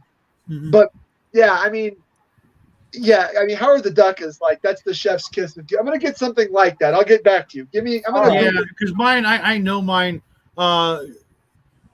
might not. I mean, it's just my gut instinct pick is just a silly freaking movie. Okay, But I absolutely freaking love it. And so what is your gut pick? Just let us, stop stringing us along. We're not dating. Come it's on. Real Men with James Belushi and John Ritter. Okay. Movie probably no one's ever heard of. I think I've seen it before, but it's been a while. I would say anything with like Howard Dean Stanton in it would probably be a good pick. I still like Dirty Rotten Scoundrels. That was With Michael Caine and Steve Martin. Yeah, that's Yes. is there a remake? There was a remake of it. Was that a I remake thought of it? it was the remake. Right. Almost every movie you guys I've heard is probably better than my pick. Here's the thing. What it really comes down to is you're really just picking a movie you really want to go watch. Do you think everyone will sit back and enjoy and have fun without trying to get really? Well, I'm going by in-depth the criteria. After you watch it, you guys will probably give me shit for it for years to come. Hopefully, but for me, the first time I saw it, I laughed. I literally had never laughed that hard in my life, and I was in my late to mid teens, mid to late teens, I should say, and. That was hilarious. You like froze? Yeah. I couldn't hear you. What, Bo? You froze on my screen for about 3 or 4 seconds. Oh yeah, with your head back and your mouth open. And then you did the same thing for me. Yeah, it's it's a clearly a movie of that era, but it was just I don't think it was ever, if it was on the big screen, I never saw a commercial for it. I just saw it. On cable or something, and it just made me laugh my freaking ass off. And it didn't hurt that John Ritter was a friend of the family, and so there was that. Oh, cool! Wow. I know everybody hates James Belushi. Oh, I don't. I don't really care. I don't know anything about it. He has a movie that's in my top 5. I'll drop anything to watch it movie. Which and is? I actually had to look up the title. Taking Care of Business. Oh, okay. Yeah. We're talking James, not John. No, James. James, Yeah. James, Okay. yeah. Because like everybody I know hates him, and I'm like, the guy was pretty talented. Maybe not the same way as his brother, but I think people gave his brother a lot more love because he kind of such a fuck up. You know what I mean? Oh, and that he had any talent at all. I think people gave him it was like, oh my God, he's great. No, he's just troubled. You know what I mean? And so he got a little bit more credit. And when I saw James Belushi do a lot of things, it's like this guy worked hard. He didn't just half-ass it and miraculously land on his feet. This guy busted his ass, to do, hard work, so to speak. Right. I don't consider acting hard work whatsoever. Well, you know what? At the end of the day, a lot of it is look, I don't knock anyone out there because there's some actors I hate that do good jobs. I will say as much. I hate Jim Carrey. with a passion because everything he does is just Jim Carrey. I'm like, you should be able to disappear into your character. He did Sonic really well. Maybe, but I didn't see Sonic. It's because Yeah, I'm not a fan of him either. But I grew up on Jim totally Carrey. I mean, The Mask, Ace Ventura, Pet Detective, him on A Living Color. In Living Color, I enjoyed, but the other stuff I was like, yeah. Yeah, I totally agree. There are a lot of actors that only play themselves, and he wasn't really necessarily playing himself, but it was he was playing what his perceived image was. I think the craziest, Cannibal character. Avocado Jungle of Death. Maybe I saw that one. Except The only character actor that drives me up the damn wall, and I'm fairly forgiving, is fucking Nicolas Cage because he wants to be an Elvis in everything he does. No, you have to understand. Nicolas Cage is required to do all these movies because the IRS says he goes to jail if he doesn't give them money. It's true. Same thing I with love- Robert De Niro. Love, 85 years old and still putting out crap movies because the government's after him. I Yeah, loved Ghost Rider until I saw that movie. I actually liked him in Ghost Rider, but I also liked him a lot in National Treasure, the first one. That was a good film. I enjoyed National Treasure. I also like. I liked war movies. I liked him in Wind Talkers. Yeah, that that movie's was so bad. bad. That was bad. And I've only seen Barbarella once, and I was pretty young, maybe too young to be watching it. And it just didn't hit me like that. I think I would honestly rather watch Slaughterhouse 5. Another guilty pleasure, which I still love, and I don't care what anyone says, is Flash Gordon from the 19. That does not count as a guilty pleasure. If you don't like too good. There's something wrong with I you. don't care if it's good. My whole point is I feel it's fantastic. Unashamed that I love Flash Gordon the movie, and Flash Gordon was great. The soundtrack was better. Yes. I loved. Flash. Growing up, I was a big Queens fan. Can't stand that. I was one night at work, and it was things were kind of slow, and I was watching Highlander, the first movie, on my phone. Oh yeah. And one of the nurses walked up and saw me, and she said, "Are you watching Highlander?" I said, "Yeah." She said, "Why?" Oh my Because god! there can only be one. Bo, did you tell her because there can only be one? They're making a reboot of this movie finally. I fucking hated the whole franchise of Highlander. There's only a certain way to take the franchise. You're supposed to like the first one. There's a certain way to watch the Highlander series. This is how you do it. On heroin? No. Listen to Connell. Listen to Connell. I'll tell you how to watch Highlander the movies. All right, Connell. You tell me. All right.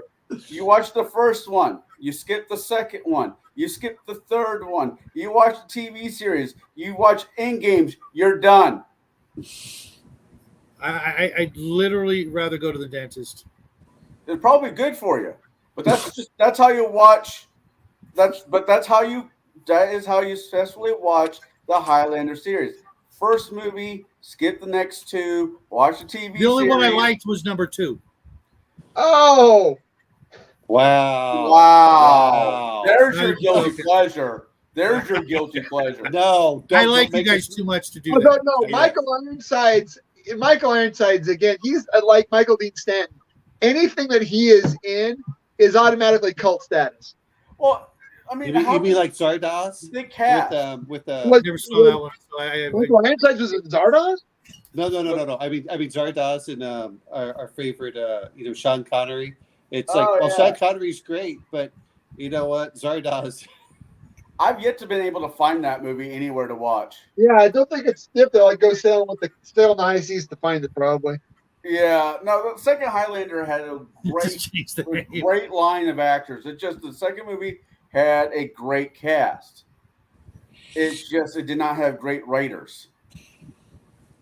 Well, I don't think it was going to be a Highlander movie. I think they repurposed the script. Yeah, I still like Clancy Brown in just about everything he does. Is his character when he does the character actors. Man, in Buckaroo Banzai, he was freaking amazing. I loved him as the Kurgan. Even what was that short that he was in that Western? Buster Scoggs or something like that. Oh yeah, Buster. Ballad of Yeah, Buster yeah, yeah, yeah. Oh, That he was was the sergeant. the rest of that movie, whatever. No, die the in- best part of that movie, the best part is when that guy's trying to rob the bank and that bank teller comes out and beats his ass. Oh, you know what? There's another one I like. I like Raising Arizona too. Raising Arizona. Yes, that'd be. That- That's I saw in it it, once. It didn't go over, phenomenal with me, but I can recognize that was a pretty popular movie. At least after the fact, it's one of those. At least cult status, if not higher than cult status. John Goodman. But And well, so that was that was Nicolas Cage, and then Clancy Brown, which is mentioned by Justin Thorne, was Starship Troopers. Sergeant Zim. Yeah. yeah, I can't put that as a cult or a guilty pleasure. That's just a damn good movie. You know what he's been doing? Clancy Brown's been doing for money for the last 20 years. Voice acting, a lot of stuff. Yeah. for He's cartoons. Mr. Crab on SpongeBob. Yeah. No. He also played Lex Luthor. In the In the Justice Superman League cartoon, 1990s. yeah. He did a great job at whatever. I like Clancy Brown. He's one of my favorite actors. There's a few actors that I will watch their movies just because I like the actors, and he's one of them. Even if it's a TV series, I'm like, this TV series is going to be ass. Oh, wait, it has him in it. Okay. Exactly. Hey, you know what? Because Connell mentioned this, is next time that you're going to bring up the, a high school part movie, or at least where they start in high school, I'm going to bring up Starship Troopers, because at least I can stand. Hey, that could go into the military month. Well, it's a bad movie, but it's still fun. Oh, it's a Well, great after movie. reading the book, I'm like, how can you do this? This is not what I wanted. So January 1st. Because will be at the time nobody could afford to make the real movie. Yeah, so January 1st will be the year-long sci-fi year. I mean, 2024, because we're going into a post-apocalyptic era of election season. So we've got to go look at all of the sci-fi. Before they're taken off the air. Yeah. Yeah. I had to buy Logan's Run because everybody took it off. I found it on Amazon and a couple other places. I have to pay to rent it, and then I started looking at for Silent Running, Soylent Green, and Rollerball. Couldn't find any of those. Then I went back to Logan's Run. This movie's no longer available. So the conspiracy brain in me is just like, better buy it because. Well, some movies are just disappearing. I went to go pick up, try to find Pump Up the Volume with Christian Slater. I absolutely love that movie. Honestly, that was going to be my pick for this month as a guilty pleasure, but I can't freaking find it anywhere. Apparently, it's on Max. It's on Max. Apparently, It's What, Pump Up the Volume? Pump Up the Volume. They want it. They want to hide it on a paywall. I That's mean the 1990. Christian it's- Slater. Winona Ryder. Yeah, it says it's No, on Max. that's Heathers. That's a different movie. No. It says, let's see. It says right now I'm on Max. It says watch now. The weird thing though was the Logan's Run TV show was on Amazon. That's interesting. How can you watch the TV show if you can't watch the freaking movie? Probably because different. I people- mean, guilty pleasures. If we throw TV shows in there, the pilot episode of Planet of the Apes. Oh, I never saw it. It was Stop. bad. No, just stop. If you know what, here's one that we need to do when we do space. Is when we need to just create a list and just say, you know what, and I don't mind having some Beto. If someone wants to Beto something, but I still want to watch Galaxy Quest.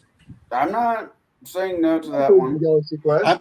You might suddenly watch me like going for all of the. Hey, Well, what I'm thinking, yeah, we're running a little bit longer than normal. That's fine.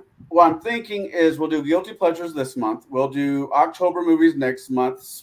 Fucking November, we could do sci-fi movies. No. By the time that we get through, just the way things work out, by the time that because everyone drops out or you got something going on with you or something, Yeah. we're going to be at Thanksgiving by the time we get through all the horror movies. Or at least plan for that possibility. And If you know someone what? else shows up, we could do sci-fi and Christmas. Well, I have a Christmas movie I want to share with you guys, Which but is, just because it's the holidays does not mean we have to stay to that frame. I know. You know what? You know what I want to do is if we're going to do that is, and I don't know what you all are looking for, but I've got a couple. Is we can either do dog soldiers or ginger snaps for October. Werewolves. Yeah, that's for me. Okay. What's your guilty pleasure? Let's go with that. What would be your guilty pleasure after mine?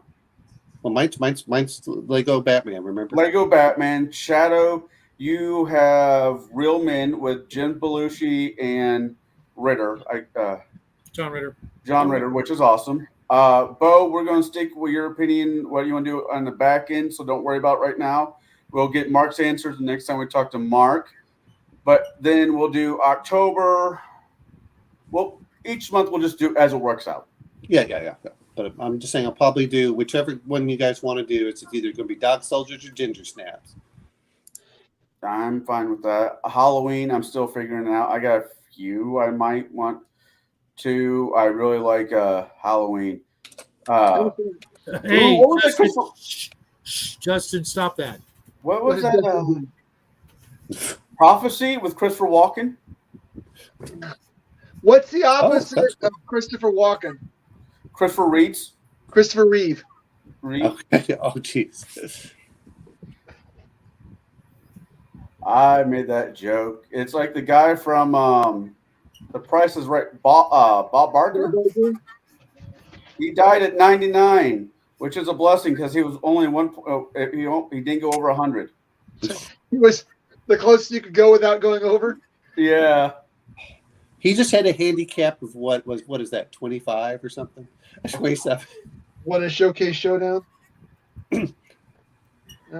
See, there's another guilty pleasure if you want to do a Bob Barker, with the Happy Gilmore. Yeah, I was about to say the only movie I know he was in was Happy Gilmore. I know. Ooh, Drop Dead Fred. Anyway, sorry. Anyways, so we're rattling on. Yes, we did watch this movie. Yes, we talked about it a little bit. Was it worth talking about? Sure. Not as much as it was worth watching.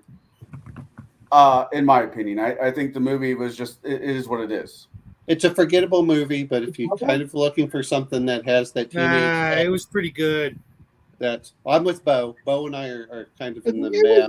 It was meh. Yeah, it's not bad. It's just not good. Yeah, I'm looking at it right now. Pump Up the Volume is on Max. They took it off for a while. Yeah, yep. Okay.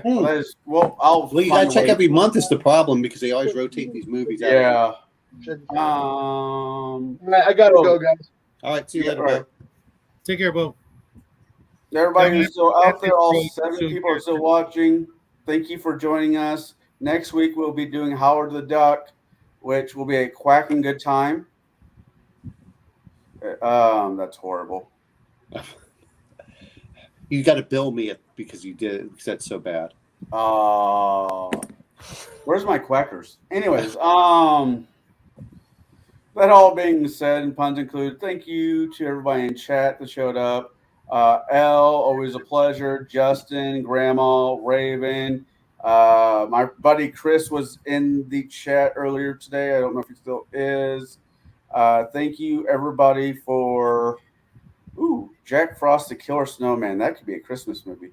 Well, you know what? Next time we'll do winter themes rather than just doing a Christmas movie. So then that way We could do that. I mean, that could be maybe January because it as always well. goes into January. You know how it always goes into January, so we might as well just say it's a winter theme.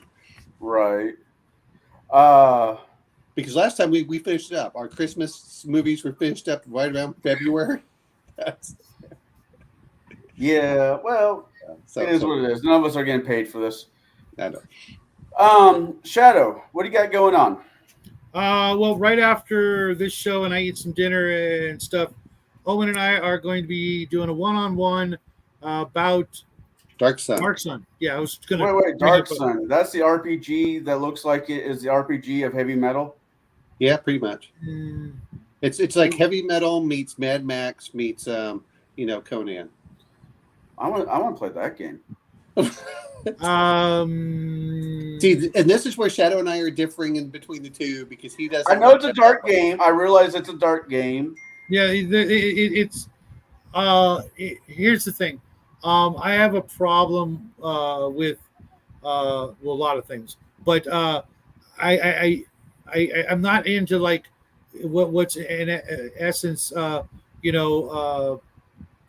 tech level and what have you is just a little too low for me. The lack of metal, the Wait a lack minute, of wait a minute. technology. Hold on. Save that for tonight. What time are we doing? So I think about 6:30, which will be at almost 2 8:30 hours. my time. Yeah, okay, so it's 2 hours. So about 2 hours is when Chad's going to have that, so I can go swimming. I was just checking. So Well, I'm on But call. yeah, it's you might like it, but there is no. It was second edition AD&D, and I can see how you could convert it pretty easily. Because a lot of the things are either it doesn't exist here, or this is what happens when you do it. Anyway, we'll discuss it because I will be pro Dark Sun and Shadow will be anti Dark Sun, and we'll just go at it. That's why. All right, you guys. No. I mean, we'll have fun with it. It's to be fair Absolutely. on this. I will be looking forward to watching that. And then throughout the rest of the week, I'll be doing more Dark Sun because I'm going to review all the Dark Sun products that I have, and we're going to hopefully finish up our craft video, the hill and entrance to Tomb of the Lizard Kings, and that'll be about it for next week. Kind of looking forward to getting to the 15th, and I'm gonna. Oh, that's not true. I've got this whole month. I'm going to, when I'm not doing Dark Sun, I'm going to be doing showing off some Starship miniatures in my collection, which is vast. I have you name the game, I probably have miniatures from it, but I'm going to be showing off some really, really old stuff that most of you have never seen before. All right, sounds fun. Well, you will find Shadow this coming week outside of his own video on Gatekeepers and Table Breakers, I believe. Omel, you'll see on other people's channel because he is a wily coyote and has outsmarted us all by just jumping on other people's streams and not having to do it himself. Well, and to be fair, I have to finish up a game tomorrow with Weird World War II Gaming. Seems like a cool guy. The Japanese, and we're not. Hopefully, the Pygmies will win once again, but we'll see. They're outgunned, they're outnumbered, but they're cagey little bastards. So. Oh, I should make you guys watch Mortal Kombat. Anyway, I love Mortal Kombat, but the one from the '90s. Yes. Christopher Lambert, right? Right. I should have you guys. I'll have to figure out how to fit that one in. It's a really good movie. Oh, see, when we're saying guilty pleasure, we're just saying things that we don't care what anyone thinks. They're just fun and we enjoy them. Oh, I have a laundry list. I'm trying to go a little further into the embarrassment level. Otherwise, it's just a matter of opinion for me. Because I was like, like with What Dreams May Come. That's a good movie. Okay. Yeah. I'm not saying that isn't. I'm just saying it's meant to be just a fun about movie. it for liking it. Hell no, I'm proud of it. But if I'm like, okay, this is the one I'm going to be embarrassed when you guys watch it, so this has got to be it. Yeah. Well, that's what I'm trying to do. It's just meant to be a fun movie, right? The reason why I picked and everything else. The reason why I picked Howard the Duck, and the reason I'm sticking with Howard Duck, is a great movie to a group or a era of people. And anybody who is a little bit outside of that era or before the era is like, what the hell are you thinking? What? This is a dumb movie. This is, But right. So that's why I'm picking it. Yes, Mortal Kombat will be my Christmas movie. No, it won't. It might be my Valentine's Day present, though. There's romance in that movie, right? Don't remember. It's a love letter to Mortal Kombat. Liu Kang and whoever her name is. Now I got the theme song running through my head. I know. I have the theme song on my. You say Mortal Kombat, and the theme song just kicks in. With that being said, I hope to see everybody in chat next week. like the video, subscribe if you already haven't. Go check out Shadow. He is worth watching. Thank you. All the time, anytime. Well, most of the time. With that being said, everybody out there, go have fun. Have a good rest of the week. If your kids are in school, have a dirty martini. If your kids are not in school, still have a dirty martini. With that being said, everybody, good night and God Trails. bless.